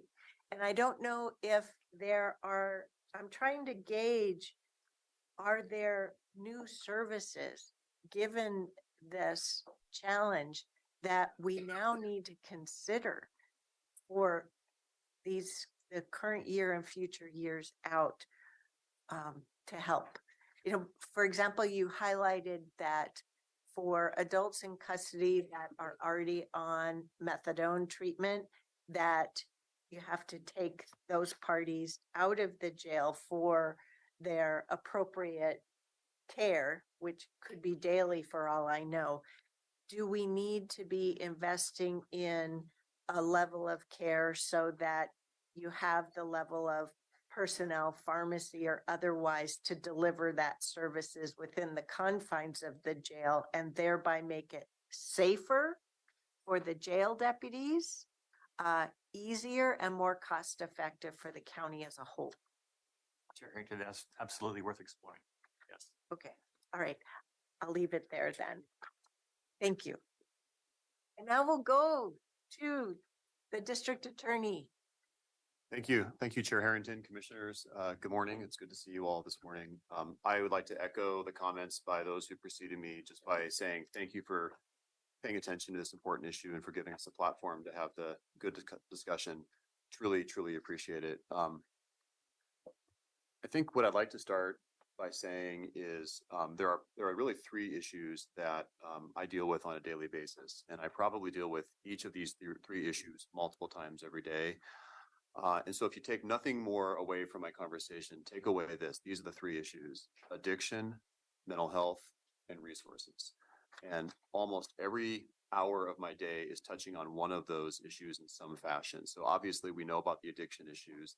It's not just present, of course, with those who are struggling with addiction, but it's bleeding into so many other aspects of the work that we do. So for example, several months ago, we had a case, a really concerning case. It was a toddler who first responders arrived because the toddler had overdosed from fentanyl. This was in the news here in Washington County. We don't know exactly how the toddler ingested it. It doesn't matter exactly how, but she was given Narcan to reverse the impact of it. But she had so much in her system that when the Narcan wore off, she overdosed again from the residual amount that was in her system. And obviously that's a tragic, tragic scenario, but it's an example of how these challenges with addiction are bleeding over into other aspects, the safety of children in their living environment, other collateral crime that might be occurring, what's going on in the jail and community corrections, et cetera. Mental health, the other big issue that I deal with every day, often co-occurs with addiction, as we know, and sometimes substance abuse disorder can exacerbate mental health issues. Sometimes people self-medicate because of mental health issues, and et cetera. And of course, dealing with the challenges with the state hospital, the state's crumbling, often non-existent mental health infrastructure, a lot of that falling on the county, fairly or unfairly, it does. And then it falls into the criminal justice system.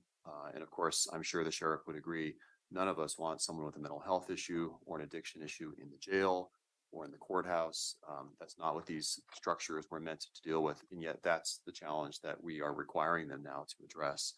And then finally, resources. And I know we're here to talk about resources, but it's not just resources for the DA, it's the entire criminal justice system. But it's also things like the public defense crisis, which I know is not the focus of today's conversation, but needs to be highlighted as a critical issue.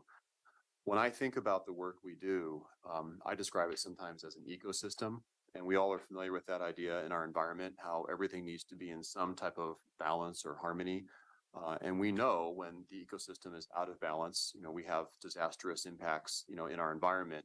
The same thing holds true here with our ecosystem of our criminal justice and our public safety infrastructure. If the sheriff's jail isn't functioning as it ought to be, the work I do in the DA's office, I can't do what I need to do, and community corrections can't do what they need to do, and so on and so forth. So ecosystem for me is my takeaway when I think about what we do. Sometimes when I describe for crime victims who are new to the criminal justice process what they can expect, and they try to understand how the different component parts work together, I use an analogy of a relay race too, passing the baton like we're doing this morning. But of course, in a relay race, we all have our leg to run, and the onus is on each of us individually to do our best. But it doesn't work if the person before you and the person after you isn't also running that leg as well as he or she might. So with that sort of framework in mind, I'd like to start with just a general overview. And this may not be new to many of you because I've had individual conversations with all of you over the years about the work we do in the DA's office. But just to give you a general overview of how large we are and what we do, there are some stats on the screen in front of you. So for a DA's office, we're the second largest DA's office in the state with over 140 employees. We are the busiest DA's office in the state. And there's a slide later that I'll show you that demonstrates that. But for now 3 years running, we've filed more criminal cases than any other DA's office in Oregon. more than Multnomah County. And it's not because we've changed our approach, frankly, and you'll see in a moment, it's because other offices maybe not be filing as many or having the same approach toward crime as we have. And that's sort of upended the usual order about who files the most criminal cases. Why does that matter?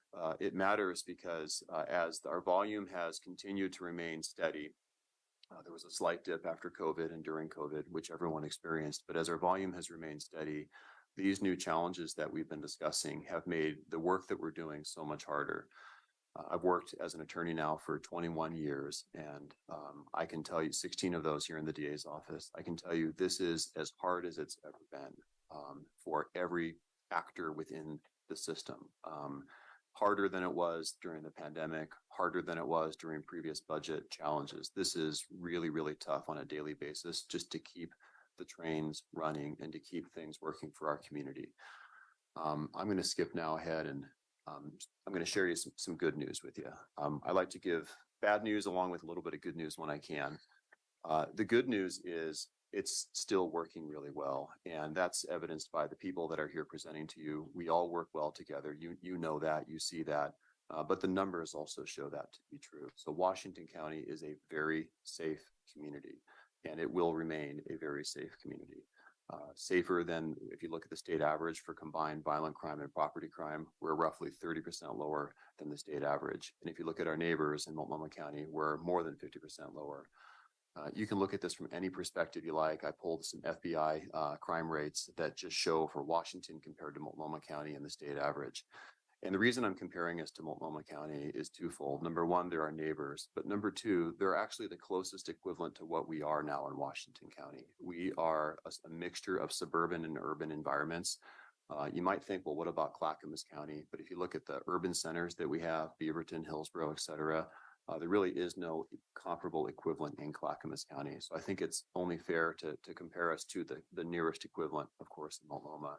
And every single FBI index crime rate that you look at by comparison, both to the state as a whole and to our neighbors in Multnomah County, we're doing comparatively very well. Obviously, all of us would like those numbers in Washington County's column to be as low as possible, even lower than they are. And there are some numbers that are creeping up. Car theft, for example, has incrementally been creeping up. We've seen an increase in property crime. We're seeing an increase in violent crime, et cetera. But by comparison, we are a very safe community. I mentioned earlier, I wanted to share with you a slide about our volume, and we are the blue line on that graph. And this goes back 2017 forward. These are numbers from the Oregon Judicial Department, and this represents filed criminal cases in circuit court. So this is adult only filed cases. And in Washington County, this includes every criminal case in the county with the exception of Beaverton Municipal Court. So just to flag for you, Beaverton is the only city in Washington County that has its own municipal court that handles misdemeanor criminal cases. And they handle most, but not all misdemeanors. So we handle their domestic violence misdemeanor cases and a select few other cases by request, but otherwise they will handle property crime misdemeanor and driving under the influence misdemeanor and other misdemeanor type cases. With the exception of that, and Beaverton has about 1,500 cases annually, to put that in perspective, so it's a significant volume. Every other criminal case is represented by the blue line. And what you can see is our trajectory of cases was very similar to Clackamas, Lane, and Marion, where around the time of the pandemic, there was a decrease, and now we're beginning to rebound up. We're actually not at the same pre-pandemic level we were at before. However, what's happening is those cases that we picked up in the last couple of years aren't resolving. So think of it as a backlog. Think of it like a pipe. And when you want to measure volume, there's really two relevant factors. There's the diameter of the pipe, and there's also how fast the water is flowing through it. Those are the two relevant factors. You can have the biggest pipe in the world. If it doesn't go anywhere, it doesn't matter. Or you can have a small pipe with the water flowing quickly. So when we look at our volume, the challenge is the water, the cases, they're not flowing as quickly through the pipe. And what that's doing is it's creating a backlog. And we saw that with the pandemic. We know the reasons why that backlog existed, and that's done. However, we still have the impacts of that, plus other backlogs created by some of these challenges. For example, there's an acronym called FTA, failure to appear. And this is an example of how this ecosystem can get out of whack. When someone, for example, is cited to be appearing in a criminal case, rather than being booked and lodged into jail, that person essentially has to promise to show up for court. And if they don't show up for court, that's called a failure to appear, which means that case gets put on pause and it doesn't move through the system, move through the pipe. If someone is booked into the jail, but they're released for whatever reason, a forced release, or a judge determines they ought to be released, then if they don't show up for court, which is now increasingly happening more and more often, that case pauses. If someone doesn't have a public defender, because the public defender system is broken in the state, and there are hundreds in Washington County, hundreds of people without public defenders who deserve them, who should get them, that case pauses. And when we have a case that pauses, not only does it backlog the system, and it denies that defendant the right to having his or her day in court, the victim as well. And so you can see how these challenges compound upon one another. So as you look at that blue line and you see that we're trending back up again, along with several of the other counties, the challenge is that we're carrying with us the weight of those unresolved cases and the weight of that system strain. The other challenge we're dealing with, frankly, is the lack of a functioning criminal justice system in Multnomah County. And that's bleeding over into Washington County. And we see it on a daily basis as well. And we're seeing that primarily with the decrease in the reason that orange line has gone down in Multnomah County is there's been a dramatic decrease in the number of misdemeanor cases that are prosecuted in Multnomah County. Those are the cases that I often call quality of life cases. Those are the cases that relate to car break-ins, misdemeanor theft, which would be less than $1,000 worth of merchandise, disorderly conduct type things, vandalism, et cetera, criminal mischief. So all of these things are operating in concert in this ecosystem that I've described earlier and creating some of our challenges. A bright spot to share with you, an expensive bright spot to share with you, is our specialty and treatment court programs. I will not talk about each one of them here today. There are too many, and that's a good thing. If I were giving this presentation to you 15 years ago, there might be 2 or 3 on this slide. And as you can see, there are many, and each of those is done in collaboration with partners. Each of those has proven data results showing that recidivism rates, the success rate of these programs makes them worth the effort.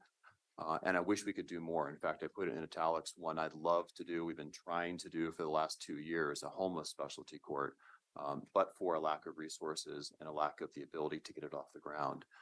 But this is a true bright spot. It's expensive because doing this work takes time, effort, and energy, and often takes grant funding from outside of the county in order for us to be able to put together these specialty courts.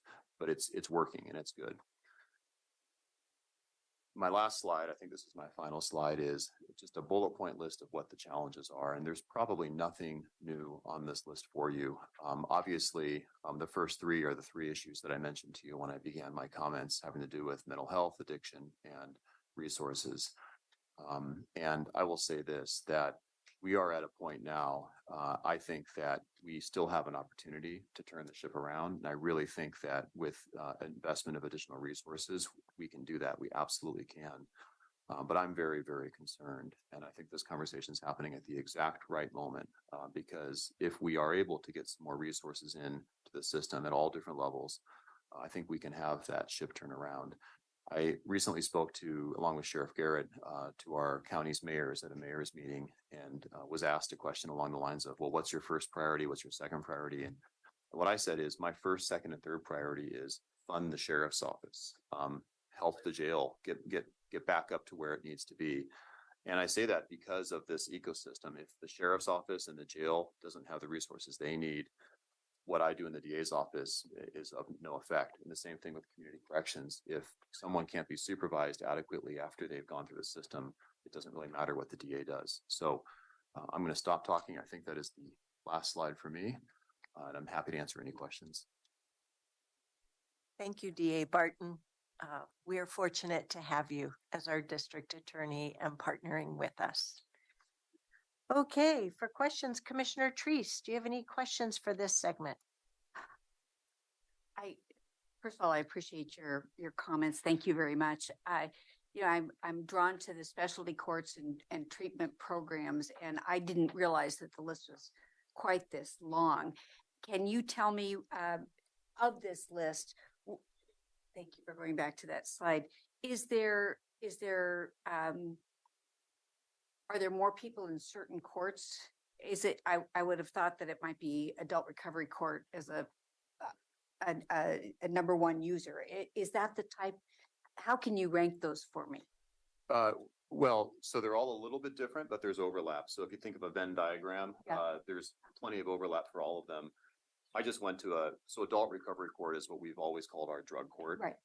I just went to a graduation for that yesterday afternoon. I try and go to every one I can. It was Hawaiian shirt day and I didn't get the memo apparently. So, but the reason I wanted to mention that graduation is there are very few happy things that happen in the courthouse.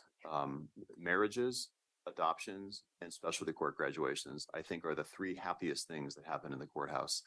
And so I try and go to every graduation I can. And what I hear time and time again from the graduates, whether it's adult recovery court or veterans treatment court or mental health court, what I hear time and time again is this type of structure and extra resource and wrapping around of services saves lives.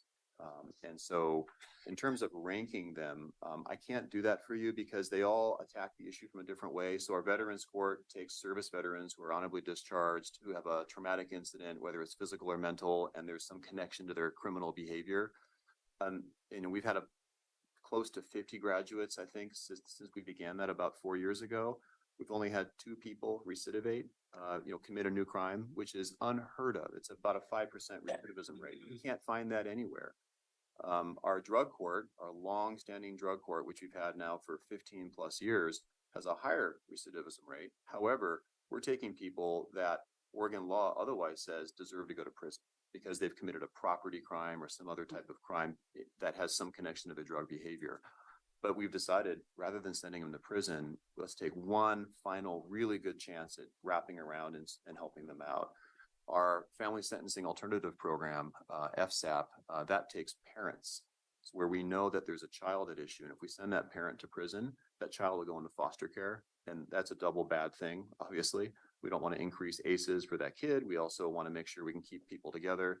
So it's hard to rank them. I could give you a population ranking of how many. Yeah, that's more ranking in terms of impact is not really what I was looking at. More, just the numbers of people that go through this. And partly because I'd like to be able to tell the story as well. Yeah, I think my partner here might have a better sense of how many, but I would venture to say that the first 2, what we call IRIS and FSAP, probably have the highest volume of participants. Thank you. We can get a breakdown for you for sure. Thank you. Thank you, Commissioner Treese. Commissioner Fye, you're next. We're doing the rotate thing. Oh, I see what you're doing, Chair. Thank you, Chair, and thank you, DA. Great to see you. I think out of this paper, the only question I had around the DA section was the 2 House Senate bills that was mentioned in the paper. I think one was Senate Bill 1008, and then the other one was 48. I'm wondering, and they were both labeled unfunded mandates, but one of them had a budgetary allocation in terms of the general funds. I just had to look it up because these were prior me and I wasn't tracking, especially the 2021. Was there any funding that the DA's office received in terms of some of the positions that were allocated? No, we don't receive any position funding from the state general fund. So our budget is the lion's share of it is county general fund, followed by the local option levy. We do have grant funding streams that do fund some of our positions in our specialty courts. For example, we have a cold case unit, we have a bias crimes multidisciplinary team. Those are grant funded. We have VOCA funds that come through the state. They're federal pass through the state that fund victim advocates, but we don't have any state funding for any deputy DA positions. From the general fund? From the states. State's general fund. That's correct. It does pay part of my salary. Right, but right. other than I got that. me, no. And I'll I'll double check and see if I can confirm if there's anything along those lines with our budget experts, but I'm not aware of any state funding that we receive. You're Okay. correct. Thank you. Yeah, one of the bill that I was reading said there were about 10 or so positions that were, I think it was recognizing the impact it would have on DAs, especially the new requirements. And then it was allocating 10 or so positions to throughout the state, they said. But I wasn't Well, sure if we were able to tap into that resource. I don't know what you might be thinking of. So Senate Bill 48 had to do with some of the pretrial release rules. People sometimes call it bail reform. Mhm. And that was effective a little over a year ago, in July of 22, I believe. Yes. And there were funded positions there for the court to hire what are called pretrial release officers, which doesn't come to the DA's office or the county. Senate Bill 1008, which you mentioned, that had to do with juvenile Measure 11 reform, which essentially meant that juveniles would start in the juvenile unit, juvenile division for committing certain types of crimes. And then there would be the ability to do what's called a waiver to bring them over to the adult court, depending on the level of severity and the nature of the individuals involved.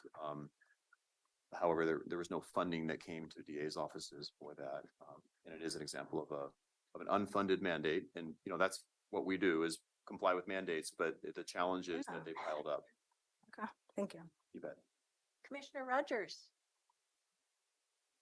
As long as I've known you, you've never brought me good news, Oh, he did. Look behind you. I have like three sides. Oh, that wasn't good. Kevin, I know that you're under a lot of pressure and there's a lot of issues and I always try to skip to the bottom. These folks know how I work. I always look at the bottom and say, well, what's the answer and how temporary is the solution and all that sort of thing. And are you developing in your mind what the financial answer is and for what period of time that'll actually help the county stave off these problems? Yes, is the answer. So looking only at the DA's office, not my partners, we need more people. So we are 90% of our budget is people. We already buy the cheapest pens and paper you can buy. So 90% of our budget's people. You don't need any more courtrooms or anything. Well, we need that. But We I need said jail. We need a community. only at my leg of the relay. Yes. I'm talking about my teammates.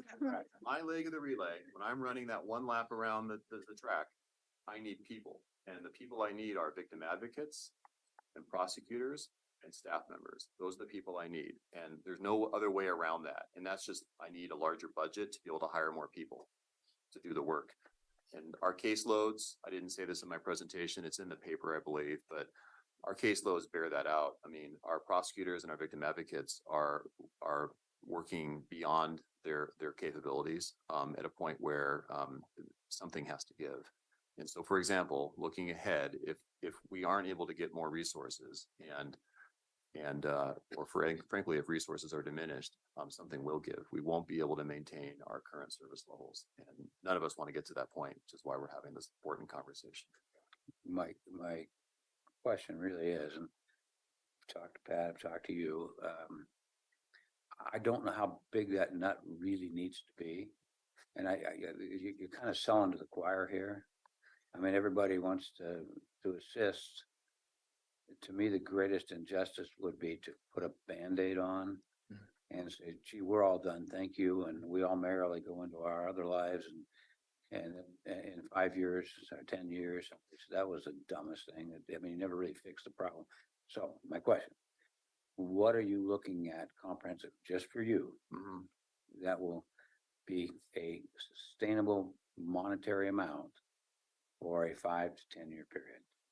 Well, thank you for the question. Let me start by answering part of it with what I can say today, and then asking to be able to get back to you with a specific amount, not in this moment. So first, we need to fill the cuts that we've already experienced. So we had roughly a 4% budget cut during the last budget cycle. We need to backfill that. We need to replace what was taken away.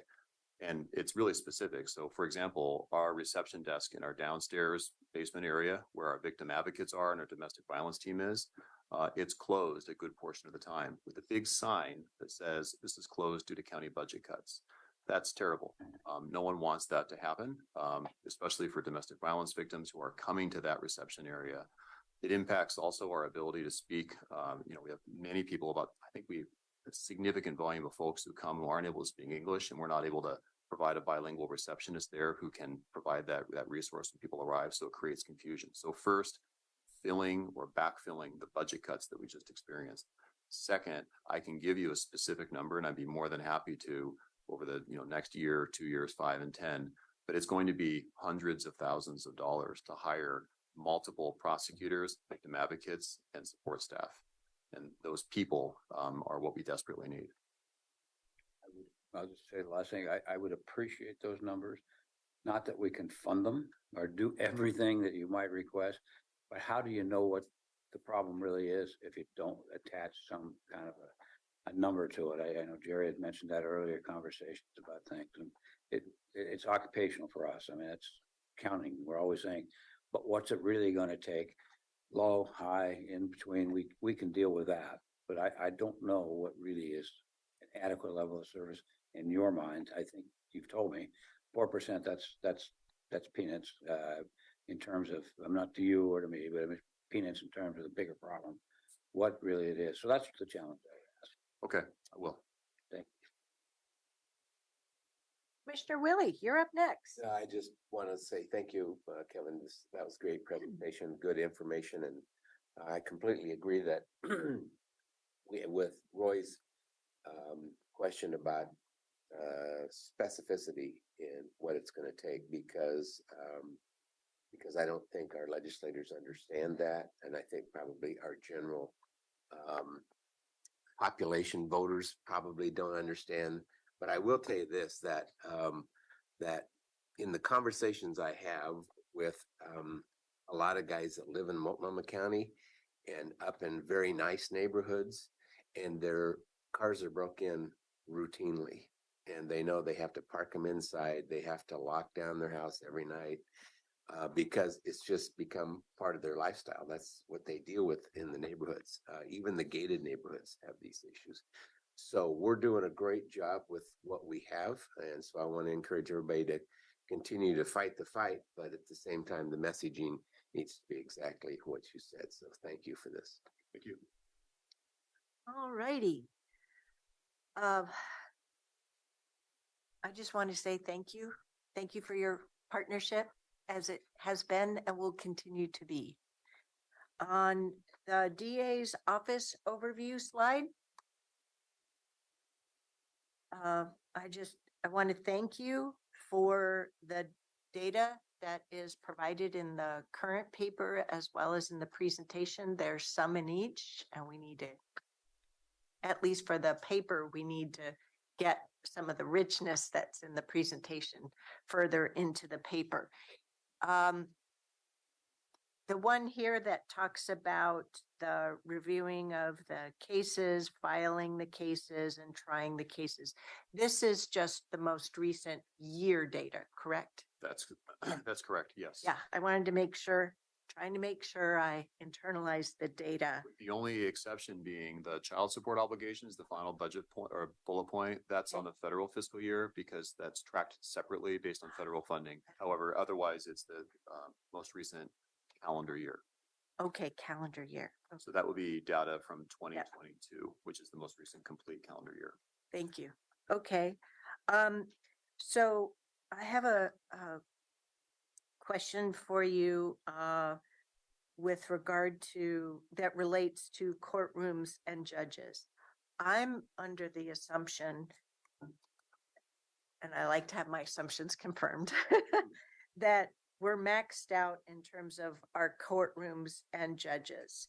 And my colleagues have already heard me lay out various strategies, holistic strategies, including, I know 3 of us are rock solid in terms of moving forward with the jail expansion planning effort that's already funded, doing that this year. Ready, set, go on that, but also are committed to seeing that through. And by my calculations, the earliest it will be done is the end of, well, reasonably the end of 2030, if Lady Luck serves us, which is doubtful because of how intense you're all just doing the services of today. It might be able to pull in 1 year. So, but 3 of us are absolutely committed. I know that. So what it begs for me is a question needing some additional data for the team to work out. It tells me that we're going to have this interim period. And so I have a need for taking out the calculus, assuming the same level of courtrooms and judges, further strengthening the case to the legislature that we need new judges now, and also for us to be able to project for this next public safety levy replacement, how to cover the new jail capacity personnel that's needed. So I have a lot of variables in these equations I'm already working out. And I need your partnership to work some of those equations out so that we're able to continue to get through this difficult period. That is the worst case of the interim. Additionally, I appreciated graphs 1 and 2 in the paper. But I think we also have to tell it in terms of our population growth story and the case numbers increasing. So there's something about that, the data that I need a little bit more help to understand. And I anticipate that the question will come up. Sorry to be a little long-winded. I'm not expecting you to have answers today, in case any of you didn't notice. On the specialty courts and treatment programs, and I want to give credit for the criminal caseload graphs too. Excellent.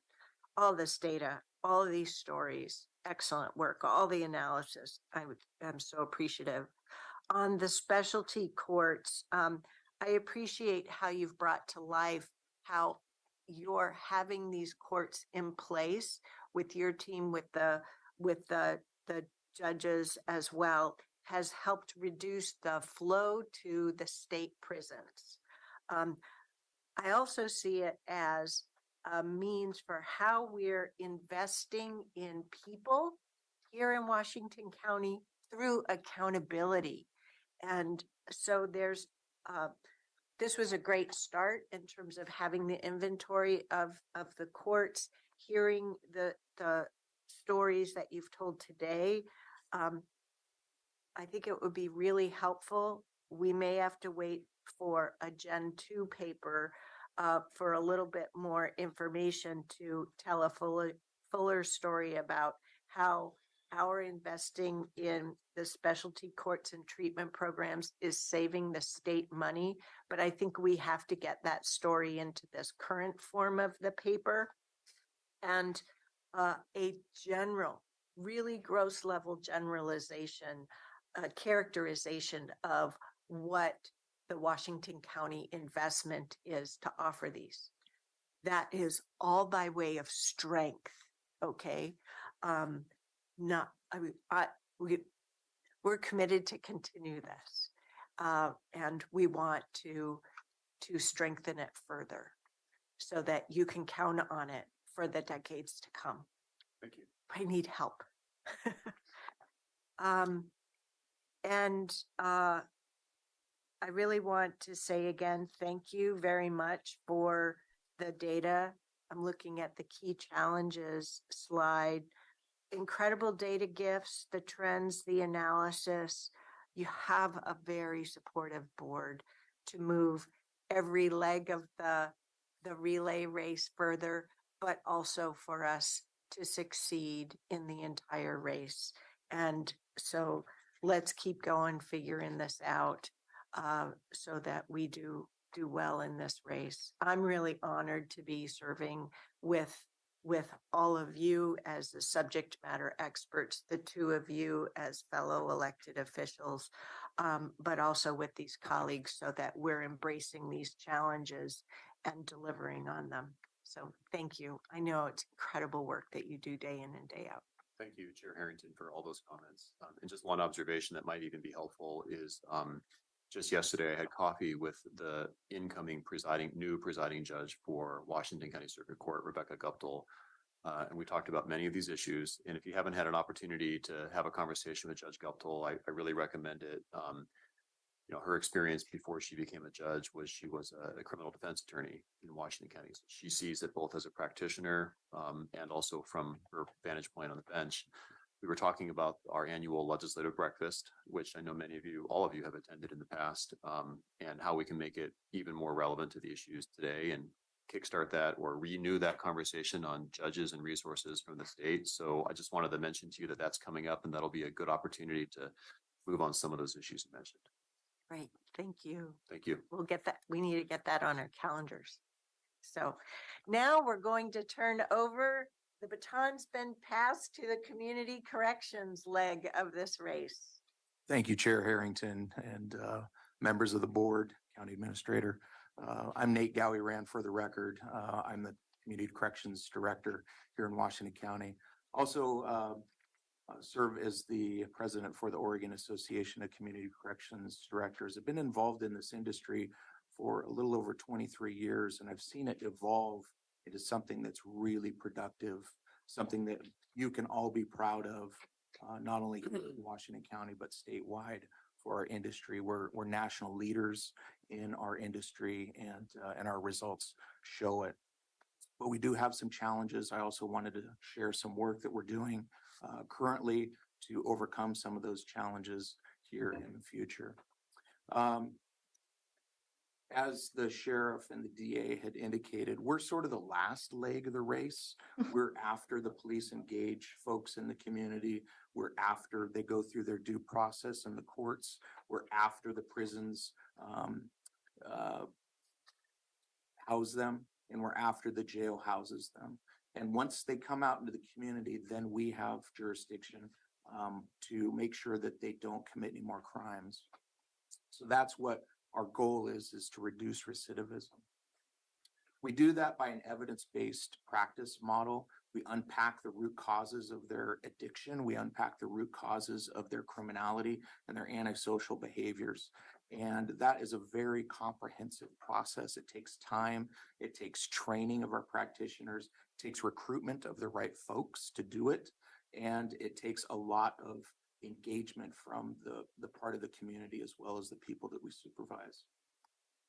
So I wanted to share with you the funded population. This is the funding formula build for the state of Oregon.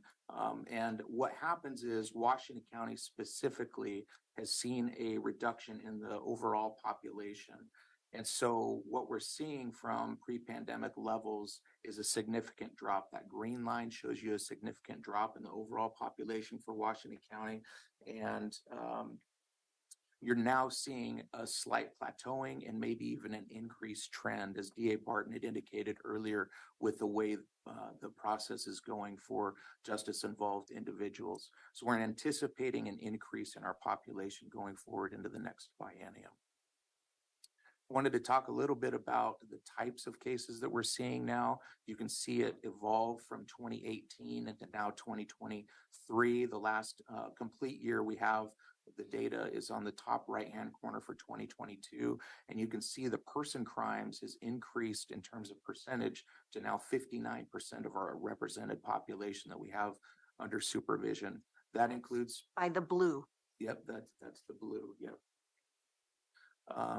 That includes people that are coming out of prison for, let's say, murder or robbery 1 or rape 1 or things of that nature. Those are people that we have on supervision, and we're integrating them back into the community in a safe way. I wanted to call your attention to the community risk profile on the bottom left-hand corner of this particular graph, and it is showing the way we're funded.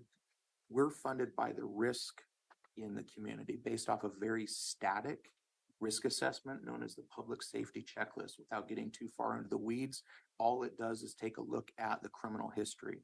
So it doesn't capture, if you will, the needs of the individuals. All it tells us, like say for an example, you have an 18-year-old person that is on supervision. They don't have criminal history necessarily. So likely they're going to come out as low risk under the PSC, but that doesn't mean that they're low risk under the other evidence-based risk assessment tools that we use.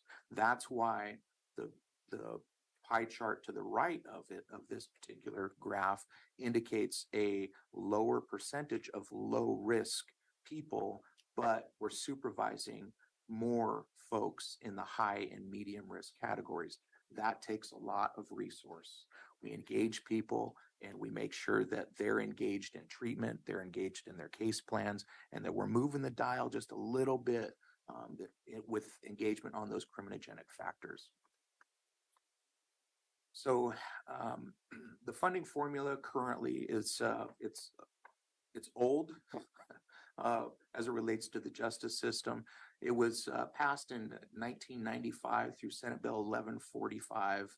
This is a antiquated type of funding formula that we're revisiting. In fact, 2 weeks ago, I presented before the House and Senate Judiciary, where within the House, Chair Kropp had formulated a work group that we're going to be engaging with to revisit this particular funding formula and hopefully update it so we can right size the funds that we need to match the population that we serve.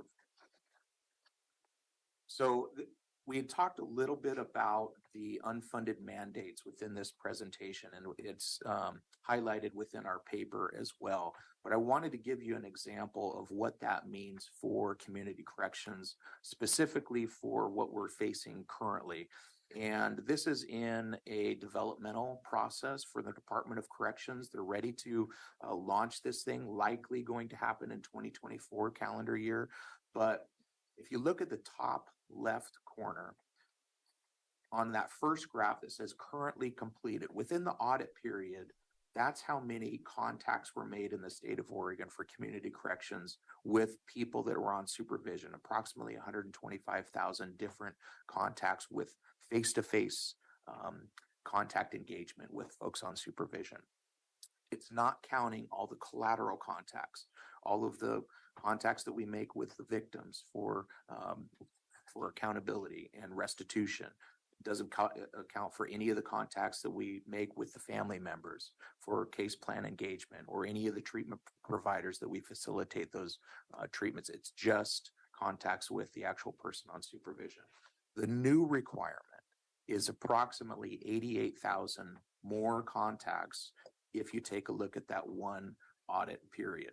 That's a heavy lift for community corrections statewide.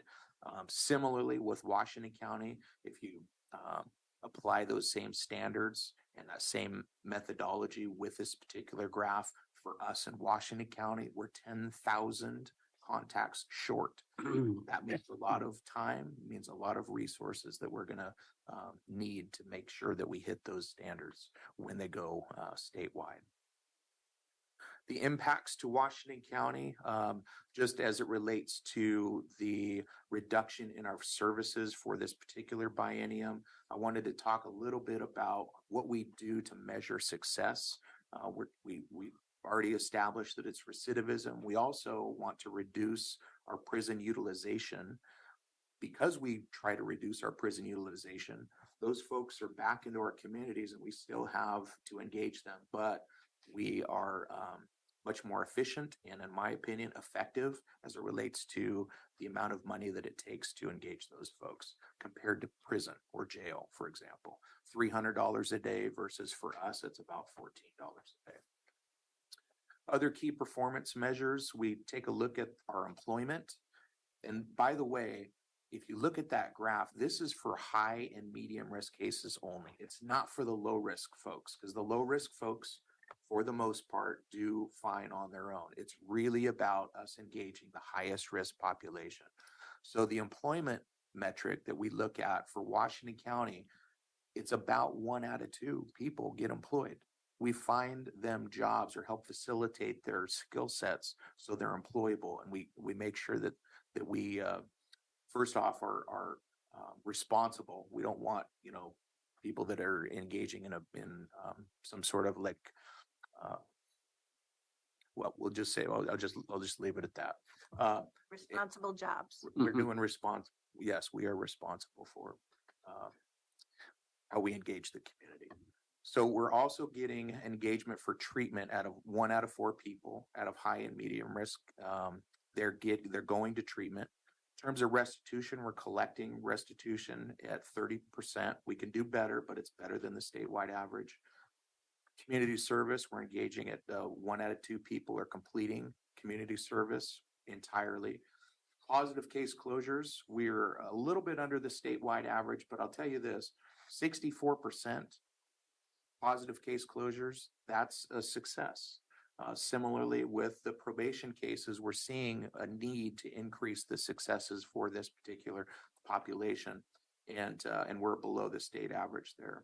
In terms of recidivism for this particular cohort, we're under the statewide average at 34% for post-prison and 26% for our probation cases. This is a metric that I wanted to show in terms of prison utilization. This is something that we talked about, creative ways to fund our organization. The Criminal Justice Commission takes a look at our prison utilization. They also have something that was born out of House Bill 3194 called the Justice Reinvestment Program. Washington County now is applying for additional competitive dollars to move the dial even further down as it relates to prison utilization. We recognize that there's not a lot of resources as evidenced here with this panel. So we're trying to make sure we're being good stewards of our resources, lowering the prison utilization and reserving it for the people that actually need it and can be best served with that type of engagement in the justice system. So with that, I would like to answer questions. Yes, so let's get to it. So now we'll be starting with Commissioner Fye. Right. Nick, sorry. I stopped right over there. Oh, Thank you for your presentations. I don't have any questions for you. Okay. All righty, thank you. Commissioner Rogers.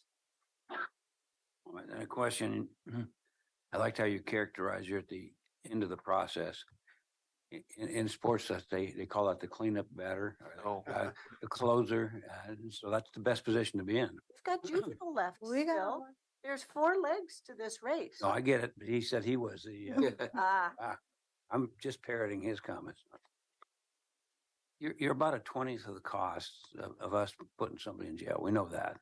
I mean, you have a great bang for the buck as a state president or whatever the title is that your association gives you.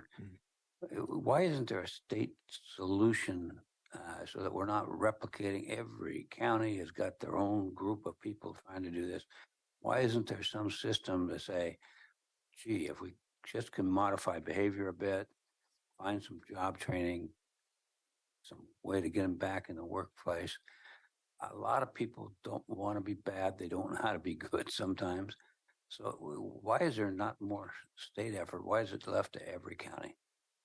Chair Harrington and Commissioner Rogers, that's a great question. Thank you for bringing that up. I did want to say that there is a state engagement process that we have, and that's through what's called the Community Corrections Allotment Plan. And that's a biennial plan that we promote our local needs through the local Public Safety Coordinating Council, and then send that recommendation on to the Board of County Commissioners, and then that gets ratified with the Department of Corrections. So there is a level of engagement there for the state. And I'll tell you behind the scenes what we're doing. And this is something that we started a couple of months ago. We formulated a work group for strategic planning. We sort of anticipated the drop in our population, which equates directly to a drop in our funding from the state.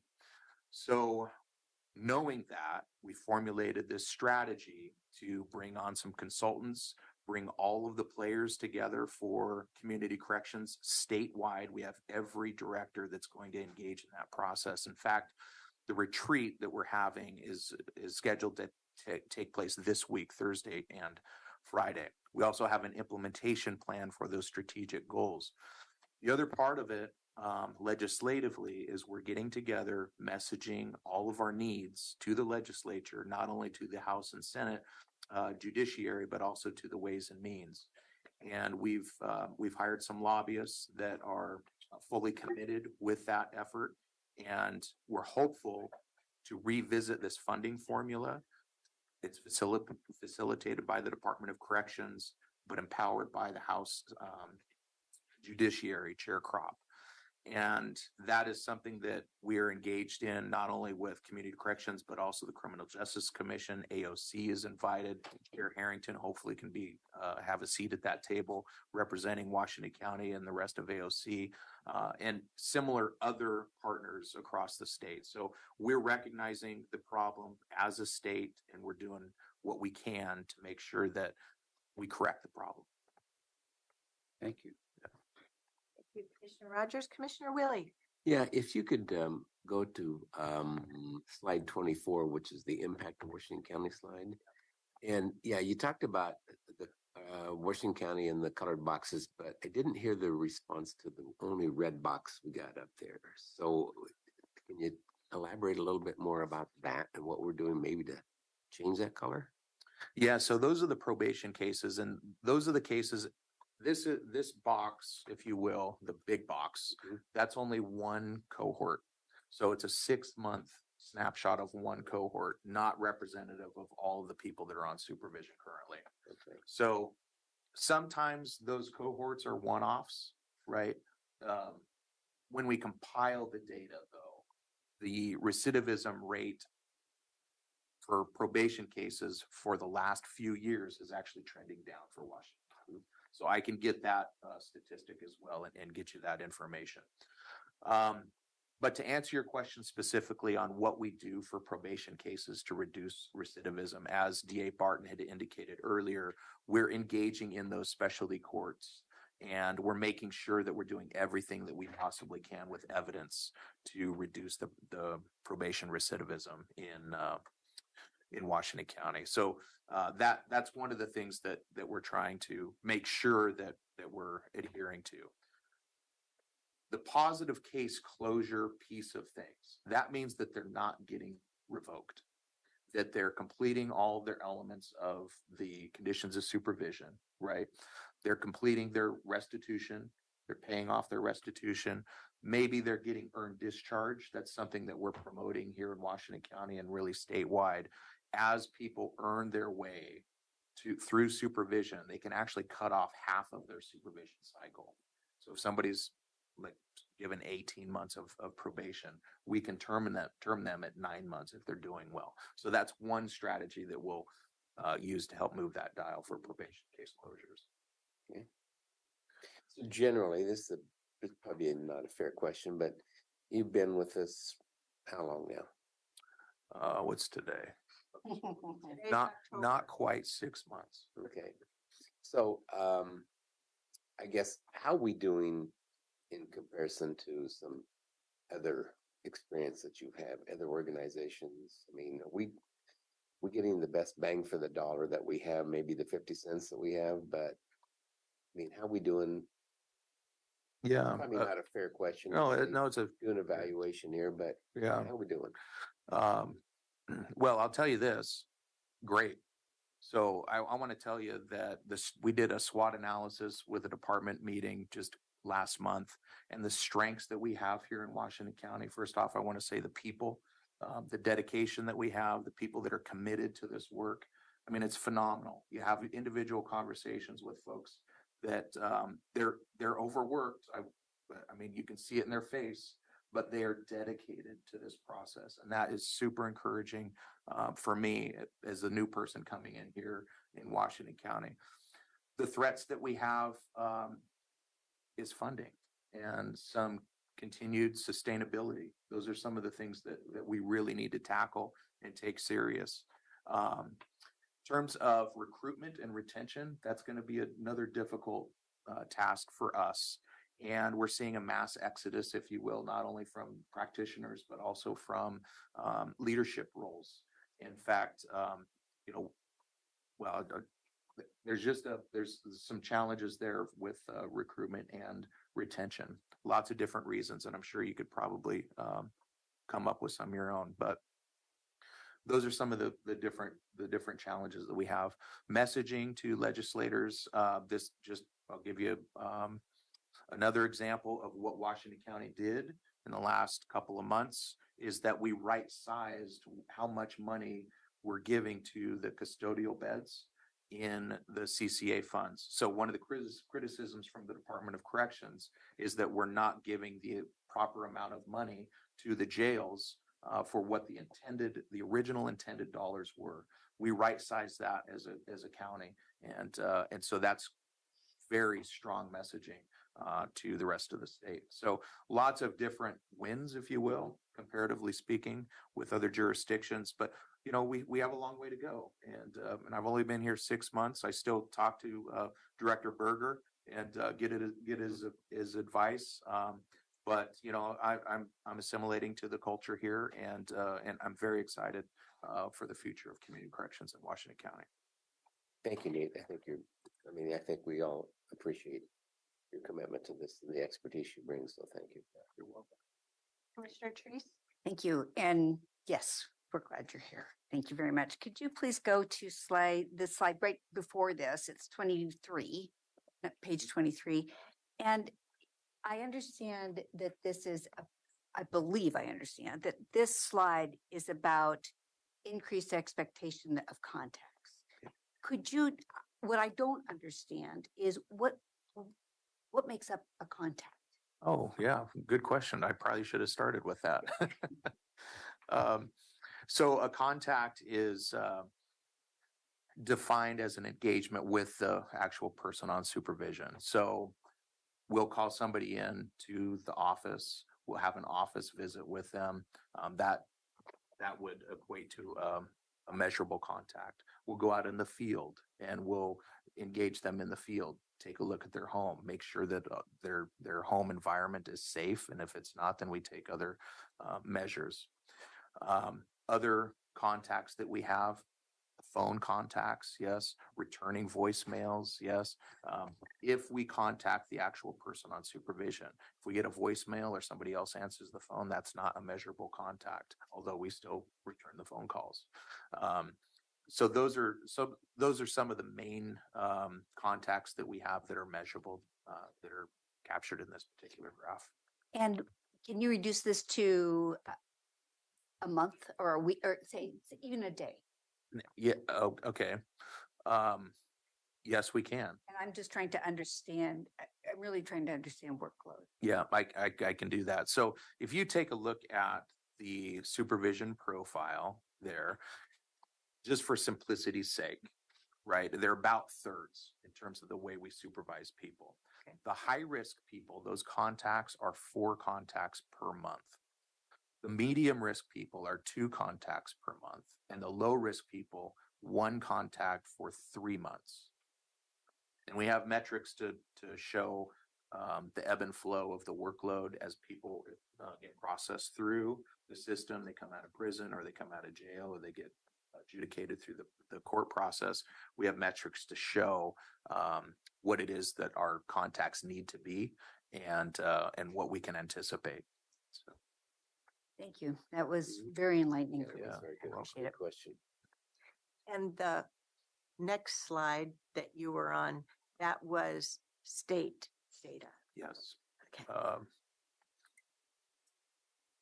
That is, That one. yes. Yep. Okay. Terrific. Well, once again, this data is just terrific to have.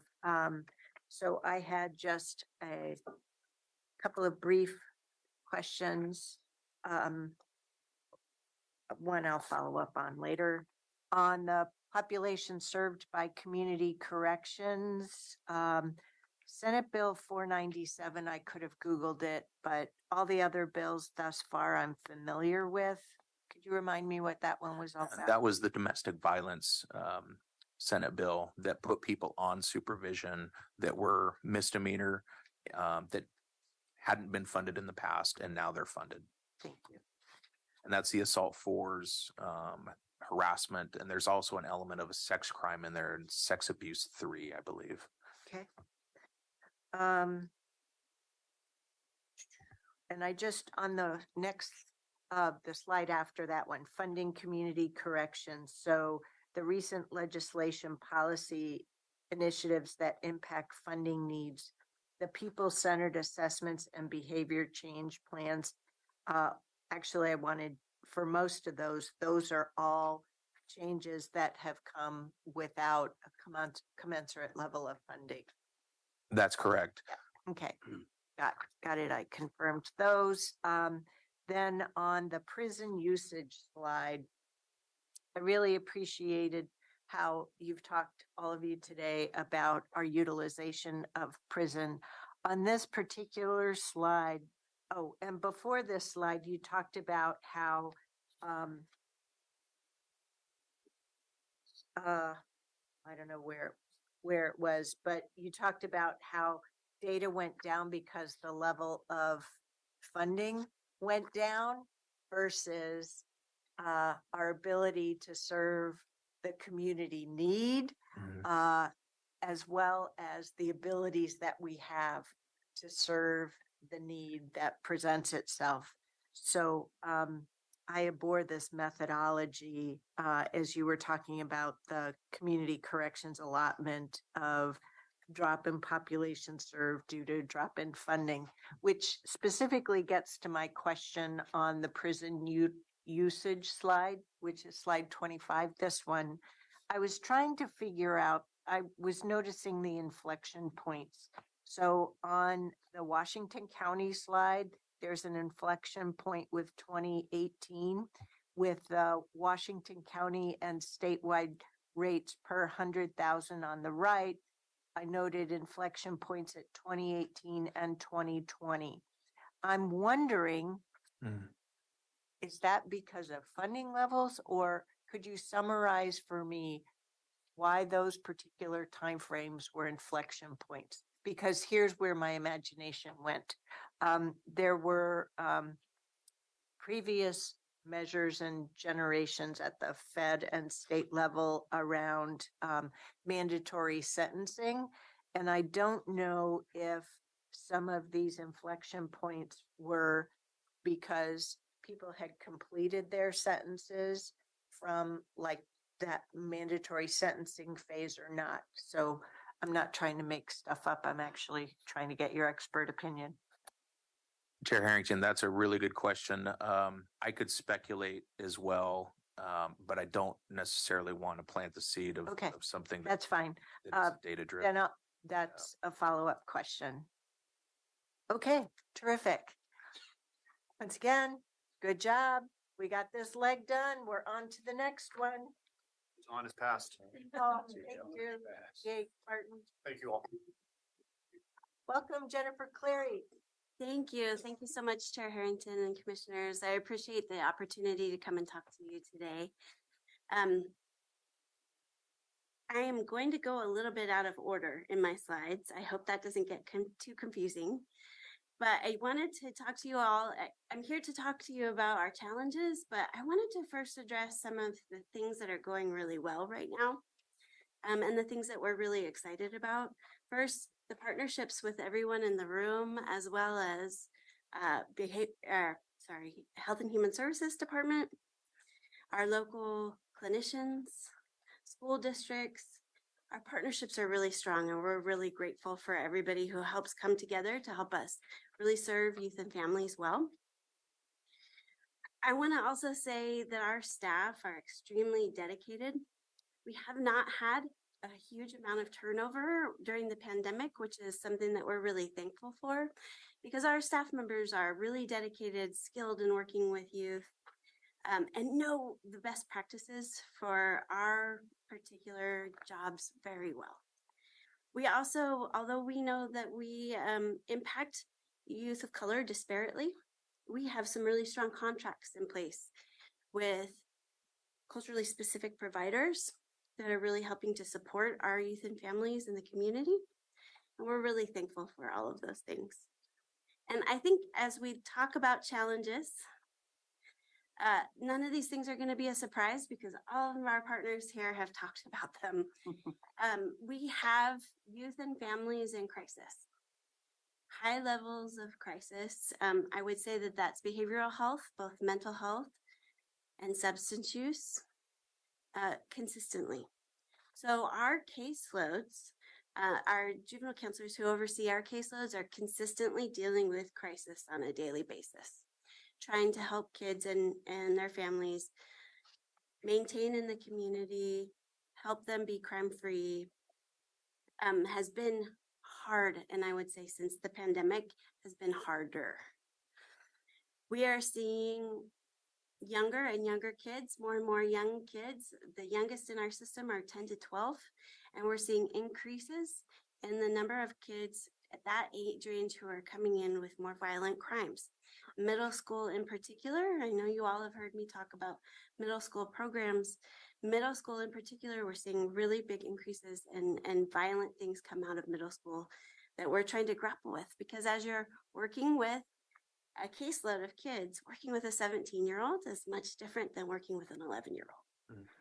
And so we've got our juvenile counselors who are juggling all of those things together. Lots of family crisis, and we're having long wait times to get kids stabilized into clinical services. And so our juvenile counselors are trying to help support kids in the community while they wait for those clinical services to be in place, which has been a struggle at times. And as we address all of these things, some of the things that we're trying to do to support staff are making sure that we are using the strongest evidence-based best practices in intervening with kids and families as we can. Those things include cognitive behavioral interventions, motivational interviewing, and our director, Ray Cameron, is really looking at providing a really strong training protocol to help support staff from the issues that we're seeing with kids and families that could promote burnout within our staff population. So we're working on all of those things. We're really trying to monitor caseloads. Our staff members are working not only with kids, but also their parents, their school districts, their clinicians, really trying to wrap around services for kids. And in doing all of that, monitoring caseloads is going to be important, especially given the level of crisis that we've seen. Okay. So you've heard a little bit about our primary unfunded mandate, which is Senate Bill 1008. And as District Attorney Barton has mentioned, I'm going to really speak to our piece. I know all of our partners are impacted by this, but we are impacted in a very particular way. So Senate Bill 1008 has really impacted our use of detention in particular. And detention right now is our most critical area of need. So these kids are the kids who are in detention for the most serious crimes under Measure 11. They are very serious person-to-person crimes that create a serious public safety issue. But what's happening is now that they go through potentially a waiver hearing to see where they will be heard, if they will be heard in adult court versus juvenile court, these kids are staying in detention for very long periods of time. So the juvenile department currently contracts for 11 primary detention beds at Multnomah County. And what you'll see in a minute is that a lot of these beds are being used for kids under Senate Bill 1008 who are awaiting waiver or other resolution to their cases, who stay in our detention beds for a really long time. And it doesn't give us the ability to have kids who stay short periods of time come in and out of detention readily. So for example, this weekend, I noticed I was getting a lot of emails. And what happened this weekend is that we had 10 youth go to detention for public safety issues. Now that is almost the entirety of our primary bed contract. And we're really lucky that we have contracts for overage beds. But all of the beds are going up in cost quickly, skyrocketing. And the smaller counties that we are contracting with don't have lots of bed space either. So when I came into work on Monday, we had 22 youth in detention, which is double our contract beds. And costs continuing to go up. So we have an overage line item in our budget for the year. And between July and now, we've almost reached that capacity. And then I'll show you a little bit more about how these detention beds are used. And this is specifically with Multnomah County Detention.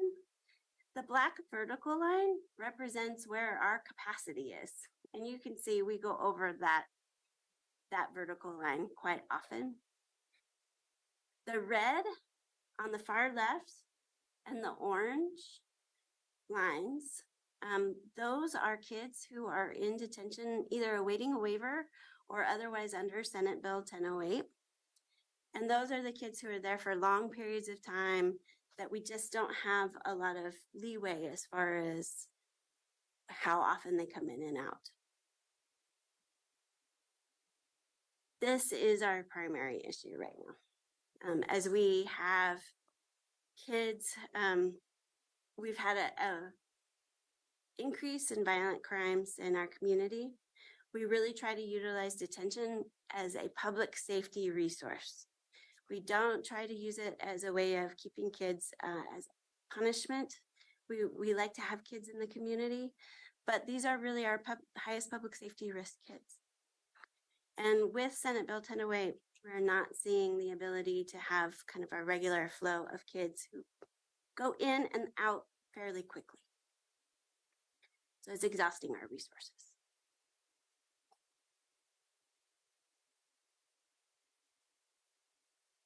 Any questions? Art, because that's Hang on. rotation. Anything left in your in summary? Okay, great. Go ahead, Commissioner Rogers. Yeah, we understand. And go back when we were doing this a long time ago, and it's always been a challenge in this department. Very difficult. Never enough beds, more challenges. Nothing to do with your presentation, but just in general, the whole definition of juvenile is really being discussed. What's a juvenile? The kid who comes up and murders somebody, the kid comes up and doing property invasions, doing all kinds of things. Is that presenting issues for you? Because you've got a guy to your right, or to your left, I guess, my right over here. He's dealing with issues of trying to impact people to change their behavior. You're dealing with kids who we say, well, but that's just a little kid, but they just committed serious crimes, and they're getting younger and younger and younger. So how is definitions affecting you, and how do you work with other departments to say, might be 12 years old, but this is a little bit too much of a person for us to handle? Maybe an adult situation is better. Well, by statute, we see kids who are seen through the juvenile court. So for us, the definition is those kids who are seen in juvenile court. And 1008 addresses that because the district attorney's office is able to say, I think that we need to proceed with a waiver hearing to determine if this youth should be tried as an adult. So that does happen.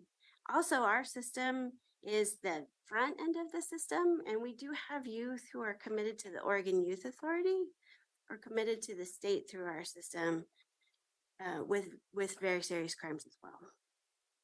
I think you answered it perfectly. It's just a very sad event. I just don't understand how kids are in that situation. We got to do better. It's complicated. Yeah.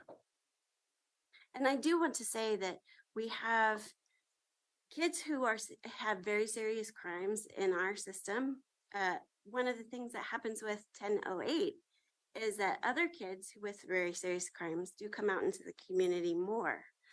So our electronic monitoring program, for instance, has seen increases in population, where also our director, Ray Cameron, has really worked hard at how do we increase dosage to those kids with very serious crimes within our community to really help support them be successful? And so we're working towards all of those things to address the issues. Thank you. Commissioner Willie. Yeah, I've heard you before make this presentation, when I sit in on some of the other meetings, Jennifer. And so, but I'm still curious as to what's driving the younger kids to more violent person on person, and before you said family violence. And so is this all kind of the residual of COVID, and or is it social media? Do we have some indicators of what's driving this? I don't think we have data-based indicators. I can say that what we know is that kids who are involved in the juvenile justice system have higher levels of trauma than kids who have not been involved in the juvenile justice system. And so I do think that trauma and that can take form in a lot of different ways. I know that we've seen a lot of it as we've come out of the pandemic. Having kids who just started high school myself, those pandemic years were really hard at a time when they were really developing social skills. I don't know for sure what the exact drivers are, but I think that right now there are lots of different things impacting kids' behaviors. Yeah. Okay. That's all. Thank you. Thank you very much, Jennifer. I'd like to go to the slide that's right up there. Yeah. I understand that the purpose of this slide, I believe, was to show the effects of 1008 on our bed availability, right? And that's the red and the orange. Yes. What I don't understand, and I understand we're at max at 11, and the code underneath, I couldn't figure out what what that meant in relationship to past our. Yes. Can you help? Yes. Understand that? So the red, and I can just go through and talk a little bit about each of these. The red is those kids who are awaiting waiver under Senate Bill 1008. So they're awaiting the full waiver hearing, and then some of those kids, if they've been waived, then they have to wait for resolution either in the juvenile court or the adult court. So that's the waiver kids. There are some kids under Senate Bill 1008 who have those very serious crimes, but they're not a waiving waiver. So there isn't a waiver being sought, but their cases do just have longer time to resolution. The yellow is those kids who are in detention for Oregon Youth Authority probation violations. Okay. We do work closely in partnership with our Oregon Youth Authority, and those are kids that are from our county who present a public safety risk. We also have kids who've come in on warrant or a court sanction. So for instance, if they've had a probation violation, they go to court and the judge says, I need you to spend a weekend in detention or 8 days, that kind of thing. The NLV, that one's probably a harder one to guess. Those are new law violations.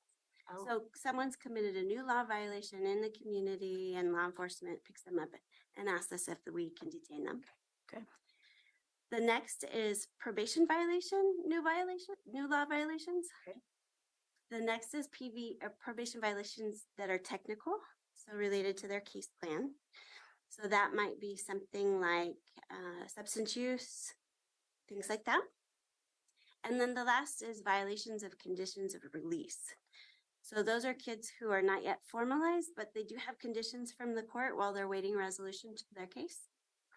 Great. Thank you. That was very helpful. I appreciate it.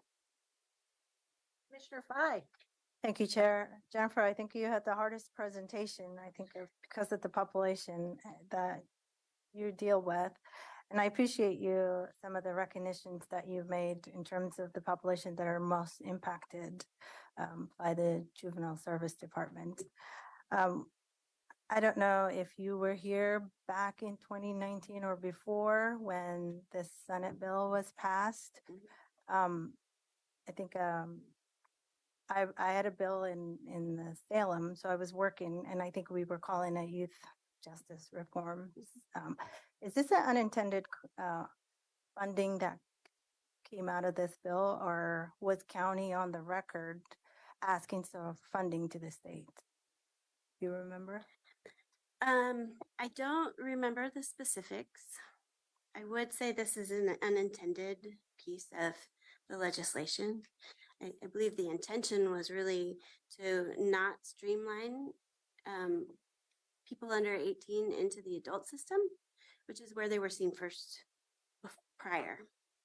And I believe that this detention issues are unintended. Thank you. Thank you, Jennifer, for being here today. I really appreciate it. I know you as a great data geek, not only for this area, but for the other areas of our county work as well. I have two questions. The first one, I want to give credit where credit is due, and that is to DA Barton for really sensitizing me to the population of children here in Washington County. And as you were taking us through this data, I realized that that's another element that I need at least the supplemental section to cover with regard to juvenile, of the nature of how our childhood population, our child population, sorry, has changed over, I'll just say the last 10, but you could go all the way to 20.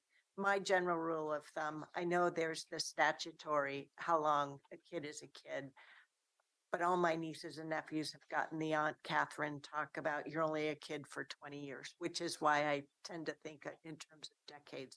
So it would really help me to understand what it was like 20 years ago, 10 years ago, and now. And we can see that matriculation, if I'm using that word correctly, into the future. So thank you, DA Barton. My second question is, one of the, I appreciate, and this pertains not only to juvenile, but in every single one of these departments. You're all committed to utilizing best known practices. I greatly acknowledge and appreciate that. I acknowledge that in the entirety of the county, particularly in public safety and justice, our workforce is under stress. Excuse me. So one of the things that I'm struggling with in terms of one of the practices, right, strong evidence-based training programs. So what I'm trying to resolve is when we have an overworked workforce and they're stressed, and yes, I appreciate that they're committed. How do we make time for this needed training when case loads and case times are so high for that valued, strained workforce? I don't know if you have any words of wisdom for me right now. And the reason why I ask for that is, yeah, you've heard me say, or you've heard the sheriff say, this is something that I asked for and that I embrace, and I'm totally committed. But I'm a person too. This has kept me up at night ever since we've had this gift of this data and this paper. Sleep aside, chest pains included. Could you give me, how do you hold on to that element of hope? It's really hard because we're balancing a lot right now. And I think we're grappling with this question all at the same time. Okay. We know that youth and families have the best outcomes when we are doing evidence-based practices, but especially when we're doing them to fidelity. And that's an issue that we have to manage. And it's really easy to drift from best practice over time if you're not receiving regular training on those. And so, for instance, just on Monday, we had a whole team that was busy with 10 in custody hearings, trying to process all the kids. We are going to have to be flexible as we move forward, but also make sure that kids or that our staff are getting the training that they need to be really effective, the most effective they can be at their job. And it's going to be a balancing act. Well, I know my 5 colleagues, Ms. Angie, all of her direct senior staff know and are probably tired of me talking about my commitment to our workforce here at Washington County. And if that means that the state wants to sue us, fine. If that means that we have to accept that with the workforce we have, that you're able to perform to this level, which is not what in your hearts and in your heads you want to do, but we need you to adhere to those best known practices. There may be in some parts of our overall system the ability to say this is as good as it can get without taking it out of our employees' lives. I don't know enough about that, but that is one of the tools that I hold out some hope for. And I will continue to be brave in standing up for all of you. So thank you. So for the sake of my colleagues, I know we have a summary to go through and one last round. So I would beg for your forgiveness, so to speak. At this juncture, I'm going to estimate that we're going to go till 12:30. We'll take a 1-hour lunch break. It means if you could notify the staff for the reconvening, we'll reconvene at 1:30, and that'll affect the next presentation. Okay, just to get out ahead of that. Keep going. You're Sorry, I'm almost just, there, you know, Erin. fiddling with the technology over here because I had it upside down. So there you go. All right. Okay. Thank you, commissioners. I know it's been a really long presentation. We appreciate the discussion and the questions. This really is just a summary slide again on what we've covered today, and hoping that we build a few more bricks in the foundation of understanding this comprehensive system. But as I started with, I know there's a lot of things that aren't covered in the paper. And so you may have some more just additional questions that you didn't deep dive into earlier. And so this is an opportunity, I guess, for more questions, directions, what you'd like to see in next steps. So colleagues, what I would appreciate is if we go around the room, I would really recommend, I know I've been successful in getting my questions from the presentation answered, but I do have some additional questions. I would recommend that we each have a round of one-on-ones with Erin to share all of those. But I want to make sure in this segment that we have any remaining holistic questions, and then any reflections or statements that you would like to share. And also that if you have some next steps that you would like to see us scope out. This is really a first step in educating ourselves further holistically, but we're also really beginning that full community education around our entire public safety and justice ecosystem. And you have important thoughts that I want you to be comfortable sharing with one another, as we are 5 individuals that are that 6th entity, which is the Board of County Commissioners. So I know I've gone around the room previously, but this go around, I would just like to do it however you would like. So whoever would like to go first. Who wants to be brave and jump in the deep end of our swimming pool first? I'll jump in. Great. This was a big lift for you all, so thank you. I want to recognize the amount of work that goes into pulling all these informations from different departments. And from what I got out of this paper is, yes, the county is growing, but also this county is safe. And also one of the important message I got is we're a team player county. Yes, we do have some challenges. Yes, we're operating some old buildings. We have some laws that come in with no funding. I think you made that really clear. I also got the message that the cost is increasing and we need to sort of catch up with that. And one of the other big message I got was, and I don't know what the future title of this would be, but the need for resources. This was really a public safety and justice need for resource paper, and also workforce challenges. That was really clear to me. What I didn't get out of this paper is sort of if this was if I wasn't a county commissioner and I didn't know anything about the county public safety justice, yes, I could go anybody's website, right? I could go to the DA's website, look up what the DA does. I could go to the sheriff's website, look it up, and so on and so forth. What I didn't get is, what do you do for me as a community member? And how can I hold you accountable? How are you impacting, whether disproportionately or proportionately, the different populations that exist within Washington County? Washington County is one of the most diverse counties, and I've heard a lot of people celebrate that. I didn't see that in this document come out. So I think moving forward, we need data, and we need those data to be disaggregated, and we need to reflect on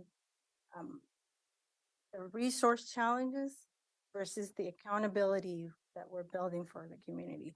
So I think it was a really great start for me. I learned a lot about the challenges. I think I knew a lot about the challenges for the sheriff, I would admit, because I think the sheriff was super engaging about the jail and what's happening in the jail. It was somewhat eye-opening as well. Like for you, you've engaged and you've had your report come to the board in front of it. But there were some eye-opening challenges that if we're really gonna, provide these services, we need to provide the resources that you're asking for. And I heard that message loud and clear. It's going to be an interesting budget season going into with this information and how we're going to meet your request. I wouldn't say demands, but your request. But great start, and look forward to what comes out of the next phase. Thank you. Thank you, Commissioner Fye. Who's next?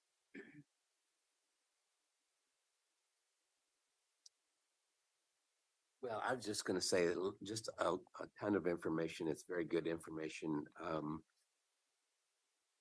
I guess it reinforces what my perception has always been. I get to sit in on the public safety committee, and so I get some of this inside baseball in advance, but this is good information, a lot to process yet. So thank you for all of the hard work that you guys did to put all this all together. But yeah, we'll continue to get educated. Thank you, Commissioner Willie. Go ahead, Commissioner Treese. Well, I'd like to underscore the thanks to all of you and taking the time, taking the effort, and doing it together. I mean, that's the piece that came across loud and clear, and I really do appreciate that. When I think to the future, I've written down a couple different things that are important to me. I think this has really informed me in relationship to when we have our government relations discussions for current status and future status. And I think to the One Washington County theme, this is where we all come together to try to make a difference. So that's one piece that I'm going to be watching closely as we move forward. The other piece that hit me strongly was the fact that we're talking about impacts to the people that we're here to serve and the people that we work with that serve them. And that's a really powerful powerful piece when you look at it, that when we talk about contacts, when we talk about beds, when we talk about the jail numbers, all those things. You know, what I'm hoping to see as our steps move forward is what's the map of the possibilities, obviously, and what are those costs associated, and how do we address the needs and the costs, and I'm thinking past what our general fund is, but through our levies, through our work that we do with the public, what are we going to do next? And when I say we, I'm really thinking about we right here, the commissioners. What is our role, and how do we work together and with our departments to understand what are our capabilities moving forward with the public that we serve? So I just want to close again by saying thank you, but I also want to close by saying my hands up, and I'm ready to work hard to make sure that we can get to these next levels, and we work collaboratively like you have demonstrated here, and to be able to provide the service level for our community, and also the support for our staff. Thank you, Commissioner Treese. Commissioner Rogers, how about you? It's always nice to be at the end, as everything that needs to be said has probably been said, you know, but it's nice base. Trying to process what to do with it. This is not the first time that we were aware that we're short a lot of funds. I'm very pragmatic to understand that I think that there is a limit on what we can ask the public. Others may disagree, that's fine. I was in Tigers on a library event about a week ago, and they were saying, Roy, we got a new police levy coming out. We'd sure like you to support that. I don't sense a great interest in public of wanting to vote on a lot of things, and I probably 100% wrong, but that's maybe. But people I talk to, they're concerned. The economy isn't looking all that great. There's a lot of uncertainty, so we have to measure it. But the number one priority of the county, beyond some public health things, are public justice. So we got to figure it out. I just don't know how to get there. So I thank you. I process that. If you could have a magic wand and find a leprechaun to give us a bunch of money, that would be great. Absent that, I think it's going to be a real tough conversation about how we get to some possible amount of money to do some things. I think it'll be probably more Band-Aid than fixing it all, but I'd like to know what it costs to fix it all.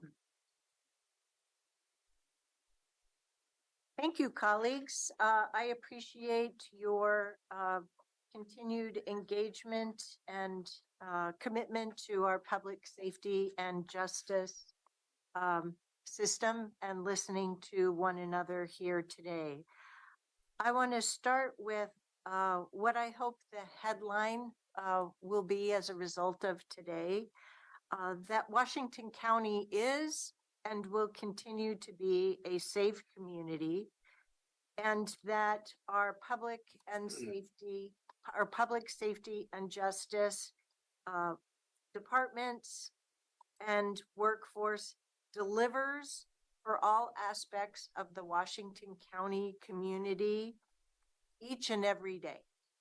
And that very same workforce does its best with the challenges and the resources that are provided. And that partnership is part of what we do here in Washington County.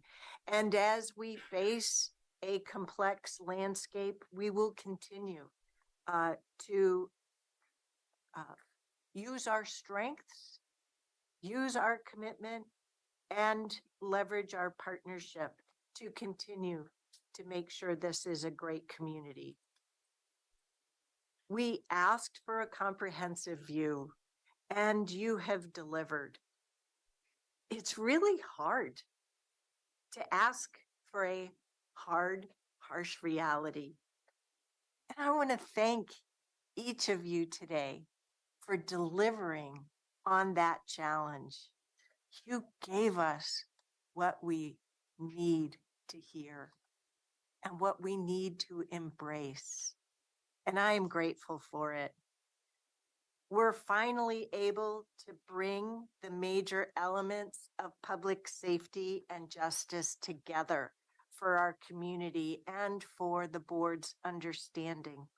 You can't fix a problem that you don't know is there. My appreciation and my commitment cannot be understated. And I'm also grateful to Ms. Angie that we have an organizational culture of systems, structures, and processes to elevate needs and to articulate the existence of problems. Thank you so much. Let this be clear. We have work to do to refine this comprehensive story. There's data in the presentation, not in the paper. There's stories in the paper, not in the presentation. But there are some great sets of information here in the collective. And there's also a couple more data pieces I'd like to see. To Commissioner Fai's point, I know because of the way my memory works, the kind of data that she's looking for, you've already given to us. I think the simple solution is simply to link to those presentations that provides that data, disaggregates that data, and crisply delivers the messages of how we're serving the ethnic and culturally diverse community that we have here in Washington County. Relatively easily done. But refining this paper and will allow us to continue to make the case for the furtherance of our public safety and justice system. Because we know that the same old solutions aren't going to apply here in the 2020s that we have. To ensure that our truly cherished safety here in Washington County continues through community investment. So I would ask, let us move the discussion forward with what we value, with what is needed to address our community need, or what help we can each provide in our roles to keep Washington County as a safe, livable place to live, work, thrive, and greet every new day.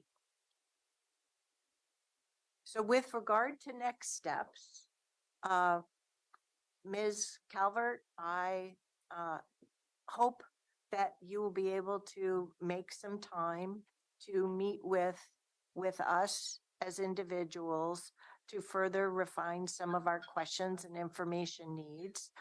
I would ask Ms. Angie, Ms. Calvert, and the four of you as the subject matter experts, if we could just refine the information set a little bit, and that we also have the conversation about how we move forward with the version 1 refined paper through our communication channels and our efforts.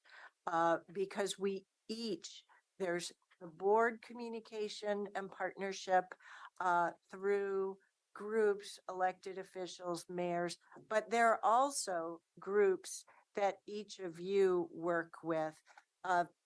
DA Barton mentioned meetings that he and the sheriff have had here in our community as well. We're going to all need to deploy ourselves to continue to tell the safe Washington County story, but also a brief story about how we, the board, move forward to meet the challenge of supporting our workforce, our current workforce, engage with the community, with state resources, because there are no pennies from heaven about to fall. So as we move forward to make things better. So Chair, I would ask board members to, when Aaron Calvert reaches out for those meetings, we'd appreciate those one-on-ones sooner than later with your board so that we can get your input, because we do feel a sense of urgency to continue this conversation. I want to ground the board in at your meeting next week, you are going to be discussing levy planning, public safety, and WCCLS. So I just want to ground you in the timeline and connect this conversation to next week's, excuse me, it's lunchtime conversation. Yes, yes. And we have many pieces set up already, right? Jail planning, budget calendar, and we all want to get there together. So this was really an excellent delivery. Thank you so much for your time and your investment as well. Thank you, everyone, for joining us today. I want to acknowledge that we had a couple members of our local Public Safety Coordinating Council here in the room with us today, as well as those who've watched online. So thank you. Thank you. Okay, we're going to adjourn now and at 1:30 after the lunch break for our next subject, MSTIP bonding, gap funding scenarios. Thank you. So